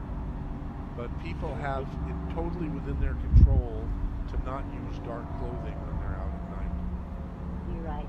But when I ride my bicycle, my three-wheeler, I try and get it before dark, but sometimes it slows down. And I at me that can't see the sun right in their eyes. They can't see whatsoever. Yep, that's awful. It is very scary. And I just pull over when it gets that bad, rather than risk hurting somebody. Right. And one more thing, MZ, you've got, of course, a great guy, Jason, there. He's very patient. He's been very patient with me. Well, he's not happy. He's not happy today at all. I know. I could. Apparently, he says callers are all morons, is what it says here. Well, tell him I resemble that remark. I resemble that remark. Callers are. It does say all, but I think he meant mostly, or somewhat. Okay. Whatever. Well, Sorry, I shouldn't have read. That was written to me privately, so I shouldn't have. Well, I can. Callers are all morons. To be fair, that was written like an hour ago. Okay, well, they were all morons then, right? So it was true. I feel better now. I wish George Noorey would have an earlier show, because I go to bed early and I can't hear him at night. Well, you can listen on a podcast and stuff, if you're, it costs 15 cents a day. I'm a Coast Insider. It's wonderful. So anyhow, well, thank you for calling 479-1080 and have a happy rest of the holiday season, Mickey and Capitola, okay? Thank you. Take care, thanks. John in Capitola, property tax. You're on, John. Hi, can you hear me all right? Just fine, thank you. I'm in the Santa Cruz Mountains, that's why I wondered. Anyway, I was just calling about your remark about the property taxes. I'm in the same situation, but this is what happens. The Democrats keep crying that the rich were getting all the benefits, and I don't think so. It's just like you said, we're going to be screwed because we can't write off state or property taxes. Well, past $10,000, I think. So. That's right. Yeah. Well, I pay over $100,000 in property taxes. I can't write any of it off, nor the state taxes. So all this talk about the rich, getting the benefits is total BS. It's the middle class that are going to get the benefits. That's all I wanted to say. Okay, well, thank you for saying it right here on KSCO AM 1080 and FM 104.1. I love your radio. Yeah, Say your it radio again? station's great. Your radio station's great. Thank you very much. Oh, thank you. All What a right. kind Yeah. thing to say. All right. You made my Saturday. All right. Have a good Bye. one, John. Here's Gary in Capitola about night driving. What do you think, Gary? Well, I just wanted to thank you for your station there, MT, to start with. And I just want to say that I am not going to wear a fluorescent jacket, and I'm not going to let the government tattoo my forehead. We got enough laws. There's already enough government in my life. Okay, you know, you're right. Here, Andres Martin, who was a proud recipient of MZ's coveted Best Email Award, he wrote in about 15 minutes ago, and it says, the subject says, dark-clothed pedestrians. Why not remove liability to drivers who strike the dark-clothed? Win-win. No new law, and people have an incentive to dress appropriately. Do you think, Andres, I like that. Do you think that calls for a second coveted Best Email Award for Andres? Halfway, yes. Because I would go so far as to say, you know, if you are in dark clothing and you're not in a crosswalk, yeah, you should be liable. But the other thing is, if you're in dark clothing and you're stupid enough to be out there walking in the street, I personally wear camos all the time. I'm one of those people. But, you know, I keep my eyes open, and most cars at night have headlights on. And if they would want to make a law, sure, I'll go for this one, that says I'm responsible for my own ass. I'd go for that. I'm right there with you. Well, we're all responsible for our own asses, theoretically. We should be. By the law, we should be. I mean, we don't need a babysitter on top of us. And if we make decisions like that, wearing dark clothing... All right. You made me feel ashamed. Oh, come on, MZ. You're great. You know it. Well, if you don't know it, I'll tell you. I don't like to... it was bothering me to urge for a law, you know, for the good of us. But yeah, I like Andre. I think I am going to give Andres a second best email. Yeah, give him half Not a second star, best, please. but second best. You know what Second I'm trying top. to say, right? Oh, yeah. He wins first prize again. Yeah. How can I thank you for calling and commenting on night driving? Well, you could thank me by listening to me say that I have no sympathy for that 20% that uses their vacations as an excuse to write off all their expenses as business expenses. I know a number of people, my relatives, that do that very thing. They go to Hawaii or Puerto Rico, or once a year they go on this great 2-week trip where they go into one meeting, and then they write off the business's cost as their own expense. And now, maybe those people should be executed. Sounds like our politicians. I mean, should those people be executed? What Gary said? Not executed. I'm not going to go with executed, but you know, they don't need to get out of paying taxes like the rest of us. Execution? I don't know. Unless they go to that one island where they kill tourists. Poor Natalie got killed. I don't know. But that's a different story, I guess. All right. Thank you, Gary in Capitola, about night driving. Jason, the one of the cameras is the ZBS Radio Associates camera has been off for quite a while. See if I can grab that right and now. I don't know if the other is still on. I should check. We have Pure Heart and we have Janet. We'd love to have some more people. Not that we don't appreciate Janet and Pure Heart, but golly, we have 4 or 5 other lines at 479-1080. That's in area 831. Let's see, from VT. Steve L. is a good man. Hi, MZ, Merry Christmas, and I just hope you had a wonderful Hanukkah. I just want to mention to you that 20 or 25 years ago, I worked with Steve L. in Monterey. Must be Lightfoot, yeah. When I was in college, we worked at a restaurant together long before I knew, okay, I have to say it's okay to allow this thing. Good, now I'll be on again. I'll be on video again. For those of you foolish enough to want to see what I look like. Yeah. He is a very straight shooter, good worker, likable man who just has focused passion on this single issue.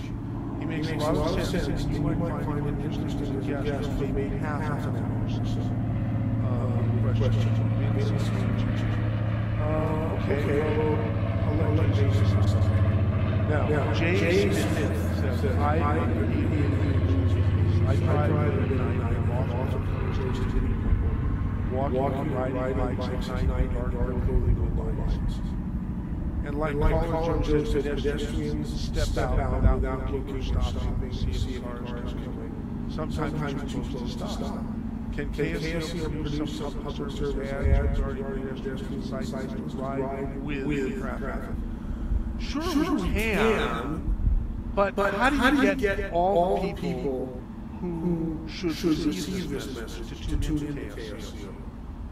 Because a lot of these people they just don't qualify as KSCO listeners, right? In fact, the very fact that they wear dark clothing at night and make themselves that much more likely to get snuffed out, is reason enough for them not to qualify. Because KSCO is for intelligent people only. And those people are not very intelligent, or not intelligent at all. Or Jason probably characterize them as morons. Marcia says black at night. Halloween is the worst for little kids costumed in black at night. Okay, Marcia, that's true too. Their parents should be executed. Something happens. Okay, who's back? No, we have lots of people here on the phone. Take next, that would be Janet and Santa Cruz. Property taxes, night pedestrian. Okay, Janet, you're on.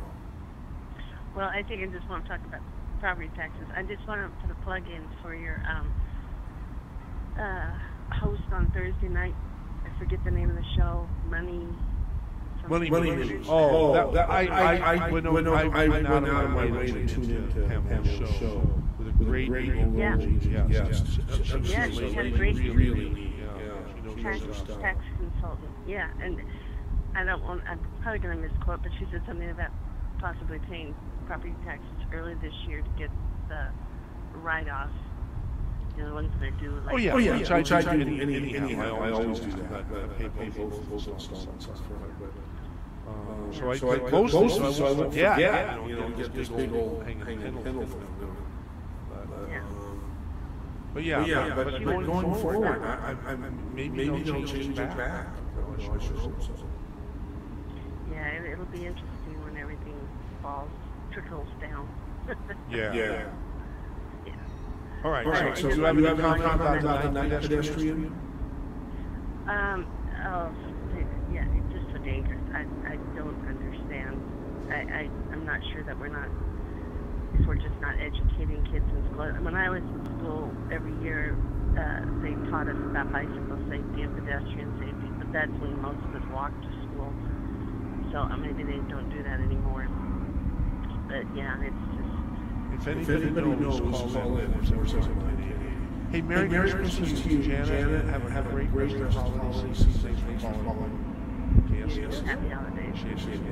Okay. Pure Heart, Napa. Bike Legends, George Noorey, and what else? Yeah, I hope you realize what a gem you have in Jason there. Maybe he could get on with the Flight 1080 crew now that they're one short. But yeah, that's a nice idea. A quick question about George. Did he show up with a bunch of bodyguards or just by himself at the party? He was with Tom. Oh, Tom. Tom used to work with Art Bell a long time ago. He did? Yeah, Because I thought I heard George say when he came on, George came on himself. Tom was say that. When he first started using a call screener, he said Tom Danheiser, so that's the same guy, I think. Yeah, it is. So that's way back when. One thing I liked about Art Bell, he gave more time to the callers, but George has to kind of move along, I guess. But anyway, bicycle laws. I do a lot of bicycling to and from work. I've got 3 blinkies in back and 2 lights in the front, and laws make no difference about the 3-foot passing rule for bicycles. I get brushed by pretty much every couple days. It's terrifying. There's nearly no solution to it. There's really too many laws already. People don't know them all. So I don't know what you do. So Well, what do you think we can do? The road should be a little bit wider for everybody, because it's just kind of too narrow and not enough room to share, but that costs so much money. I don't really know any way around it. But one place in Holland, if they make any accidents, automatically the car's fault. But it's not fair. That might help, though, from bike's point of view. But as far as the news goes, replace the news with non-stop Boll and Branch commercials, looping and looping. That's basically what CBS is. Or I always said you should get RT news. The Russian will get their point of view, because they're each side has a point of view. It's kind of fun to see other points of view. Of course, maybe that's not popular in today's culture. Try having a different opinion. But okay, that's all I've got. Thanks very much. Well, thank you for sharing it with our KSCO audience. It was pure heart. Here is Peg in Santa Cruz about 9 pedestrians. Hi, Peg. Hi. We're coming at this from the wrong point of view. We need to make it so that it's a great fashion statement. Scarves with reflectors tape, with twinkly lights, whatever. But some great designer in Santa Cruz should be able to come up with something that is both safe and fun to wear. And it would increase the economy. It would become something that we all could wear, and it would make everybody safer. I think that's kind of a win-win situation. We've just identified a problem that somebody can solve, and a really good entrepreneur looks for problems to solve. I'd like to be a good entrepreneur someday. Well, you are. You not only create the problems, but you solve them. All right. Take care. There goes Peg in Santa Cruz. Here's Freddie in Happy Valley. Whoa. Hi, Freddie. Yeah. Anyway, anybody who wears dark clothing at night probably deserves to be hit. I hate to sound that way, but yes, chemtrails. I'm a farmer, and I've been farming in Happy Valley now for many years, and I really started noticing these dang chemtrails in 2010, right when the drought started, and also coincidentally when Fukushima blew up. I really did. 2010 was a pretty good rain year, and then we had Fukushima that next year, and we just didn't rain after that. And I think I wonder if they're trying to disperse this particulate over a larger space than just right here on the coast. Anyway, that's my own particular theory. They're out there spraying right now today. I literally have the flight path over my ranch, and that's not where you see the spraying. It's really more west, and it's always right before the rain, always, and it's so as clear as day. I've even seen prop planes drop the stuff, and you can tell it's just falling out of the sky. It's not a cloud. It's frightening that we really don't understand what's happening, because it's obvious that they're spraying. It's becoming obvious to me. But I don't want to go on the mountain with the smartest man in the world, Dr. Walker, says it's all connotation. Yeah, hubris is a dangerous thing, MZ. Anyway, he doesn't know everything, and I listened to him for years. I love talk radio. I don't turn my radio off. He is the smartest man in the world, I am convinced. He might be, and even he doesn't understand everything. So. Well, okay. How can I thank you for calling? Yeah, very well. Merry Christmas and Happy New Year and Happy Hanukkah, etc. Thanks. Okay, thanks. Here's a lady capital about bicycles. Hi, Elaine capital about bicycles. Yes, how are you doing? Yeah, I know there's that 3-foot rule for bikers. A lot of times they don't get their 3 feet if they ride side by side, and I think some people ride side by side and everything by bike. The two is, I don't think people are teaching their kids how they're supposed to be riding bikes, laws of the bikes, because a lot of times you see them doing whatever they want. So they're supposed to be following the same rules pretty much close to what any vehicle out there on the road does. Even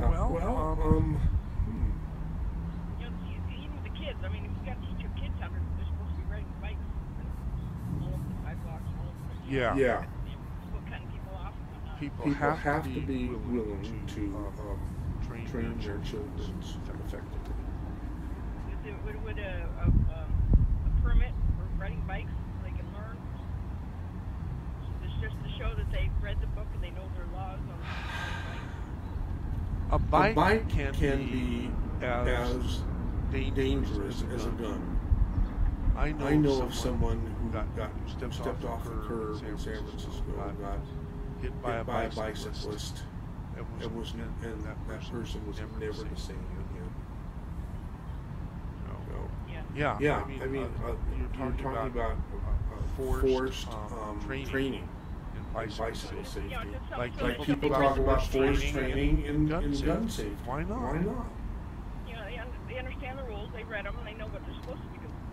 You know, it might not cure it, it's not a cure-all, but it might, so that at least they can understand what they're supposed to be doing when they're out there riding the bike. Right. Okay. Well, thank you for bringing that up. Okay, 479-1080. We've got, I don't know, 6-7 minutes left in the program. And if someone wants to call in, we do have open lines at 479-1080. And you can email mlz@ksco.com. Saturday special on your favorite radio station. I hope it's getting to be more and more, and even more favorite radio station for you. As we add new programs here. Hey, we're going to have an animal show starting on the 7th of January with David Corsi and his orchestra. David, you might have heard, did a political program. Well, this won't be political, except maybe some analytical stories, considerations. 12 to 2 Sundays. Starting. Okay, thank you very much, Elaine. Have a good one. Now here's Jim and PG without heads. Good. How are you, Jim? Good, thank you.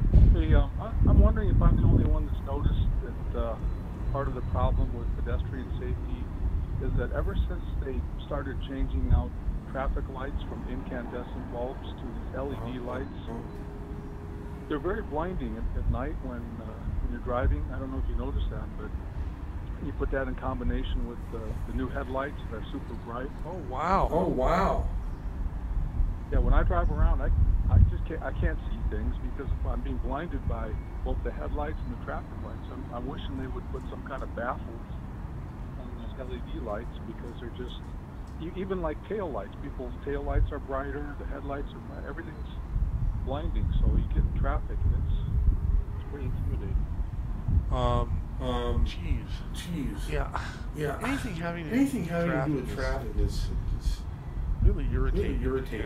And I don't know. I guess we could add more laws to the books. or at least at least change things a little bit, like change those lights. Have you noticed that also, or is that? No, I haven't. Mention some intersections that we would be familiar with, so we can. If it's like you said, I just haven't hit one of those intersections yet. When I will, I'm sure I'll notice a difference. Well, like in front of the train station in San Jose, there's a lot of people walking around. They get off the trains and they just dart out in front of traffic. And you got those lights there, and you can't see, and you got headlights. So that's one example. But I'm just curious if anybody else noticed that same. Yeah, if anybody in Santa Cruz County has a response to that, let's see. Still time to call in. Hey, thank you, Jim. Thank you, Jim. Merry Christmas. Bill in Boulder Creek. You're on. Yeah, hi. I'd like to, in terms of bike safety, I'd like to suggest that perhaps there's just too many people, not just here, but everywhere. I've talked to people who say, Boston, Massachusetts, it's becoming dangerous. There's just too many people, and I'm going to give you a term, infrastructure. And I would suggest that we ought to look at this immigration policy of bringing in people who will work cheap. We're just, as they say in high tech, we're overloading the circuit, and you get problem areas. And so that's my input. All right, thank you. Sure. Appreciate your calling. 479-1080. Yeah, same to you. Bye. Okay. Let's see. Our next caller will be probably our last caller here. Danny and Soledad. Hey, Danny, what do you think? Danny. Oh, you know what? I thought I put Danny in, but I haven't. Now I have. Go ahead, Danny. Go ahead, Danny. My mistake. Okay, here we go. Yeah, as far as the bike safety, I think it comes down to enforcement.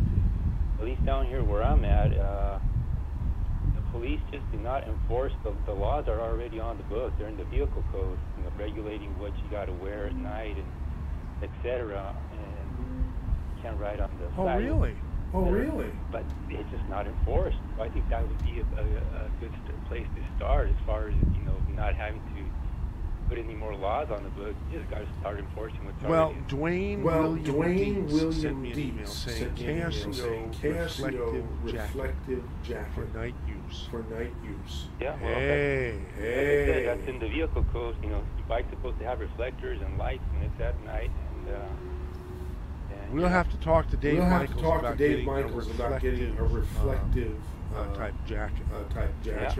If you're watching on the video, you'll see I have an iridescent green, sort of yellowish green. It's amazing. It makes you have to squint your eyes.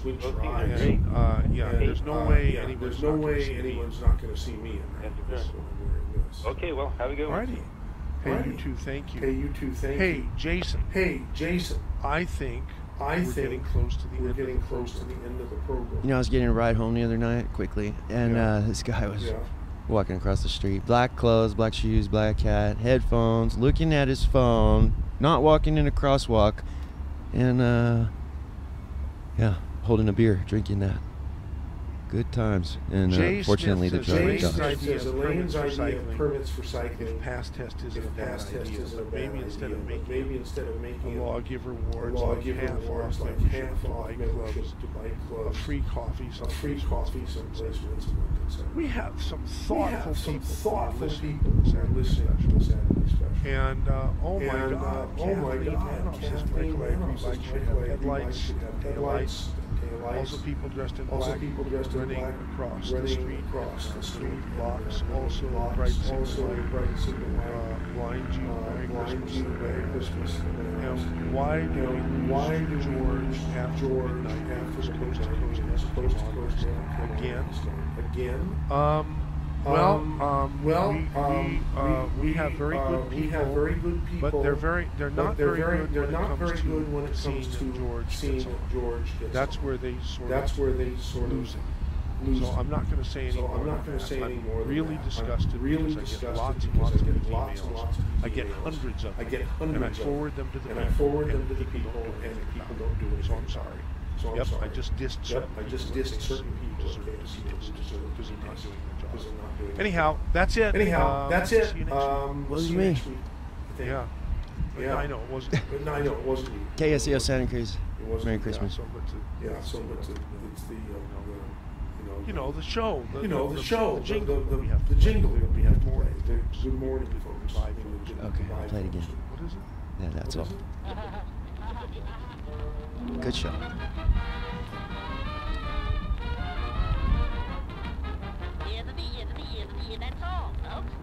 KSCO Santa Cruz, San Jose. Here we are into Jameson posted jihadist messages online, including support for the driver who mowed down 8 people in New York in October. In court, Jameson denied the allegations. Christmas not only a time for gift giving, but also a time for vacation. Australian Jody Thielen was on holiday in New York with her kids, says they prefer travel over Christmas presents. Do these kids look upset? They've been doing that for 6 years now. They love it. We've even asked them straight out. They're like, no, we want to travel. Yeah, but traveling in Maine could be a little tough. Department of Transportation spopesman Ted Talbot says wintry weather there making for tough travel conditions all across the state and the region. People need to really restrict their travel if they're able. This is a very tough weekend for people to restrict travel, but we're still asking if you cannot be on the roads, please don't do so. Japan's Emperor Akihito marking his 84th birthday today. News and analysis at townhall.com. Well, you did the right thing. Yeah. Tired of rats and mice living in your home or business rent-free? Then you need to plug in pest-free. Hi, I'm Scott. My father and I have been helping Australians be pest-free since 1995. Since I was knee-high to a grasshopper, it was always my dream to come to America. I could not be more excited than to make Plug-in Pest-Free available for you. Plug-in Pest-Free will rid your home or business of rats, mice, and even aid in the control of cockroaches. Our bestseller, Plug-in Pest-Free Pro, covers up to a whopping 4,000 square feet, and that's fair income. At a one-time cost of only $249 and designed to last for years, Plug-in Pest-Free is your most cost-effective choice in pest protection. Stop wasting good money on those costly, ongoing, toxic chemical treatments. Plug-in Pest-Free today and start driving those pests away at gopestfree.com. Use promo code MICE10 for 10% off and free shipping at gopestfree.com. That's gopestfree.com. Don't spray and regret, plug in and forget. Order yours today at gopestfree.com. The congressional resolution to keep the federal government funded until January 19th contains several important health programs. The Veterans Choice Program allows veterans to receive needed services from private health facilities if they have difficulty getting those services from a Veterans Administration facility. The Children's Health Insurance Program, CHIP, provides health insurance for children whose families do not qualify for the state's Medicaid program, but whose medical needs exceed the family's ability to pay for their care. This is Dr. Charles Snyder reporting from Washington. A good sign this holiday season. We're spending more. Commerce Department says consumer spending rose a sharp 0.6% from October, outpacing a 0.3% increase in personal income. As a result, savings rate fell to 2.9% of after-tax income in November. That's the lowest since November of 2007. Check out more of these stories at townhall.com. I'm Ron DeRockstra.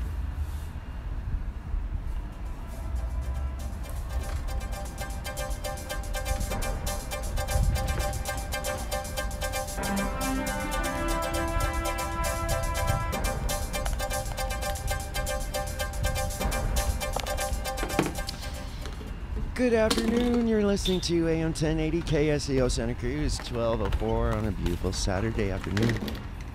December 23rd, 2017. Jason Struby here. Let's get a look at your King of the Hill traffic update. 152 eastbound at Casa de Fruta, collision, no injuries, thankfully reported at 11:16. Multiple vehicles involved, major damage, all parties on the right hand shoulder. Otherwise, light traffic on your major roadways for now. 117, mostly clear. Do have a little traffic there southbound on the 1 to Moss Landing from Struve Road to the bridge. 101, however, not in such good shape. Southbound, Nightmare City, approaching Morgan Hill. You're basically bumper to bumper before even Coyote, just like that, all the way through Tennant Avenue. Otherwise, 101 looks pretty good. 68, 152, 183, 156, 129, Highway 9, 218, Highway 85, all clear. Sunny today and tomorrow, highs near 60 degrees both days, cloudy overnight with low near 42, light winds in the afternoon and through the evening. Me and Dave doing the weekend sale. Once again, it's the holiday version. You could actually get yourself a free hat right now if you come down to 2300 Portola Drive and pick up a Healthy Start pack. Free hat. Doesn't get better than that. 12:06, time for Perspectives with your host, Dr. David Biles. Things are bad. Everybody knows things are bad. It's a depression. Everybody's out of work or scared of losing their job. The dollar buys a nickel's worth. Banks are going bust. Shopkeepers keep a gun under the counter. Punks are running wild in the street, and there's nobody anywhere who seems to know what to do, and there's no end to it. We know the air is unfit to breathe, and our food is unfit to eat. We sit watching our TVs while some local newscaster tells us that today we had 15 homicides and 63 violent crimes, as if that's the way it's supposed to be. We know things are bad, worse than bad. They're crazy. It's like everything everywhere is going crazy, so we don't go out anymore. We sit in the house, and slowly the world we're living in is getting smaller, and all we say is, please, at least leave us alone in our living rooms. Let me have my toaster and my TV and my steel-belted radios, and I won't say anything. Just leave us alone. Well, I'm not going to leave you alone. I want you to get mad. I don't want you to protest. I don't want you to riot. I don't want you to write to your congressman because I wouldn't know what to tell you to write. I don't know what to do about the depression and the inflation and the Russians and the crime in the street. All I know is that first, you've got to get mad. You've got to say, I'm a human being. God damn it. My life has value. So, I want you to get up now. I want all of you to get up out of your chairs. I want you to get up right now and go to the window, open it, and stick your head out and yell, I'm as mad as hell, and I'm not gonna take this anymore! I want you to get up right now. Get up, go to your windows, open them, and stick your head out and yell, I'm as mad as hell, and I'm not gonna take this anymore! Things have gotta change. How many stations does this go out? You've gotta get mad. 67. Say, I know it goes to Louisville and Atlanta. Okay. Thank you, Jason. So here we are, ladies and gentlemen, with the Perspectives Radio Show, noon to 1, Saturdays. And yeah, we're as mad as hell. We really don't want to take it anymore. So today, with the second to last show of the season, we're going to open up a community forum here with one of the local activists, Becky Steinbrenner, and myself, Dr. David Biles. And we're going to discuss pensions and pay raises and local county politics, and we invite you to call in after we get into the show or at any time, and we'll pick up the phones as we can, ask questions. The phone number for those of you who wish to call in and support. This is a community forum. I was thinking about group communication class I had in college, and oftentimes we were given tasks and then the group had to figure it out. Everybody out there listening, you're the group. Help us out. So we are sort of mad as hell, and let's just start with Becky. Thank you for being here today. Oh my goodness, thank you for having me on. Well, you do what we need to have done. We were talking before we got on the air today. It's amazing to me. You know, the topic today is like, you know, county pensions or county pay raises or just fiscal responsibility. I mean, the other day in the paper, the Sentinel, it was like we're facing a $9 million deficit in the county. Is that right? Yes, and that's, I was at the Board of Supervisor meeting when CAO Carlos Palacio gave the board that report.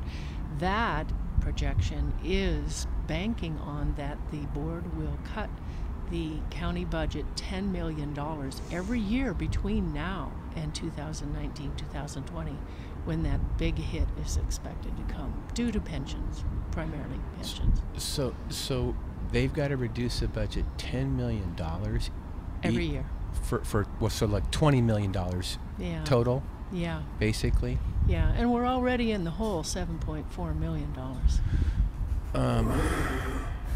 Boy. I know. Kind of makes your head squirt. You go, wow, I can't wrap myself around that. How did that happen? And how come? I mean, there's so many. The reason we do this show is just to bring attention to things most of us are totally unaware of. Yeah. And again, we were talking about pensions and pension reform, and this is another one of those cans that gets kicked down the road by all the politicians because you know, we haven't heard anything from at the state level to any degree. And we're all on the hook for this. I mean, I can't imagine. Again, we were talking earlier. I recall fire chiefs, police chiefs, sheriffs, the county administrative officer, you know, retiring with $200,000+ easily in annual benefits in retirement, and most people are not living on that while they're working 40 hours a week. Right. So I don't think it's fair to, you know, I can't imagine honestly that their services are more valuable to that degree. So it requires watchdogs. Yeah. So let's just start with, how did this come up on your radar? Let's get some history here first. Thank you. Well, I've lived with my family in the Aptos Hills for 33 years and have always been active in my local community and some county politics too. But when I got busy with raising our family, sort of, you know, your priorities change. But recently I got more active in it with the Aptos Village project and what I saw happening there and tried to figure out how did that happen. And that has taken me, because I have the ability to go to the Tuesday 9 a.m. Board of Supervisor meetings. Not a lot of people can, but No. I try to go when I can. They are televised on community television, so you can watch them after the fact. But that's after the fact. That's after yeah. the fact. But I try to go, and I've been pretty appalled by what I see happen. And if you start digging in, you get even more worried. So I was at the Board of Supervisor meeting a year and a half ago when Susan Moriello, the now retired CAO, who, by the way, is getting almost $250,000 every year in benefits now that she's retired, she announced to the board during the mid-year report that the county was $12.8 million in the hole. And she did not explain it. They did not ask her for an explanation. But there it was, and they were not happy. But it continued on, and then June came around, and she gets a $300,000 plus pension as a reward. I mean, there's nothing personal here. It just seems like fundamentally the facts as they are. If this were a baseball team, as the general manager, you know. So wow. So we're almost 13 million in the hole now. Well, that was then. They've whittled it down to 7.4 as of last June at budget time. The CAO, Carlos Palacio, insists the budget is balanced, but if you ask how much is the deficit, he will reluctantly say that it is 7.4. I asked the direct question last June. This is deficit, not debt. Deficit. So that means it's not balanced where it's I come not from. Balanced. That means there's it less isn't. coming in than going out. Yeah. Right? That's a deficit. It is. Okay. But which becomes a debt after a while, right? Yeah. When Susan Moriello retired, she handed Carlos Palacio what she called her magic wand, and he accepted it. And Chairman Leopold said, well, we don't understand how you make all this happen, but we're not going to question it. And I think that's the big problem here. Well, and that's, I was thinking this on some level the other day about economics and the other things here too. This is something that Donald Trump brought up. I think we have the wrong skill set for people in certain positions with where the authority is. For example, he brought up the thing about, why are we letting these politicians negotiate trade treaties? I mean, they're like clueless on trade treaties. Then we come down to, even now, this tax deal. What is it about becoming elected to office, all of a sudden you're an economist? I don't get that. Right. Okay. And then here we are, the same sort of thing. We're asking people to do things that they're probably, just because they got elected, they don't have the background for that, but they've got the authority. The pen. Well, they're supposed to rely on their staff that does know what they're doing, but what I see happening well, that's is known as the deep state in that Washington. They don't question their staff. They don't look into things. Well, the other thing too is I've seen movement within government here locally, where it's like Mr. Palacios, I think, was in Watsonville. Yes, he was. Was he not?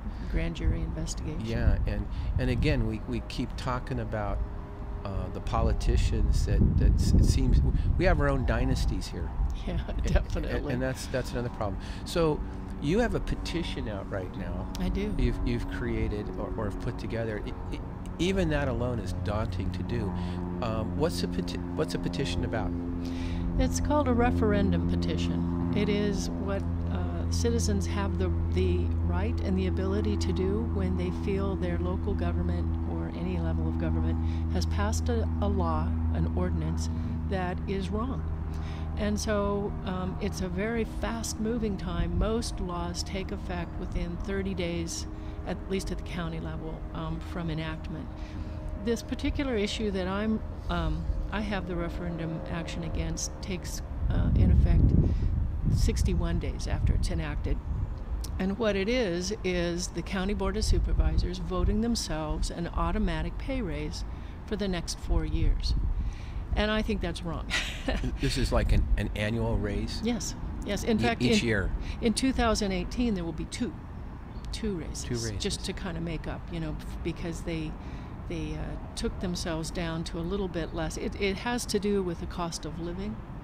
But they adjusted their cost of living to a lower rate so that they could show themselves as being true leaders. But it was only from 2.75% to 2.5%, and they made it up by giving themselves 2 raises next year. Healthcare workers don't get that. Well, you know, it seems to me that it's been a long time since I can recall people getting automatic raises. Absolutely. I mean, with no across the performance board. evaluation. Yeah. and so how was this created? It was created by the Board of Supervisors taking action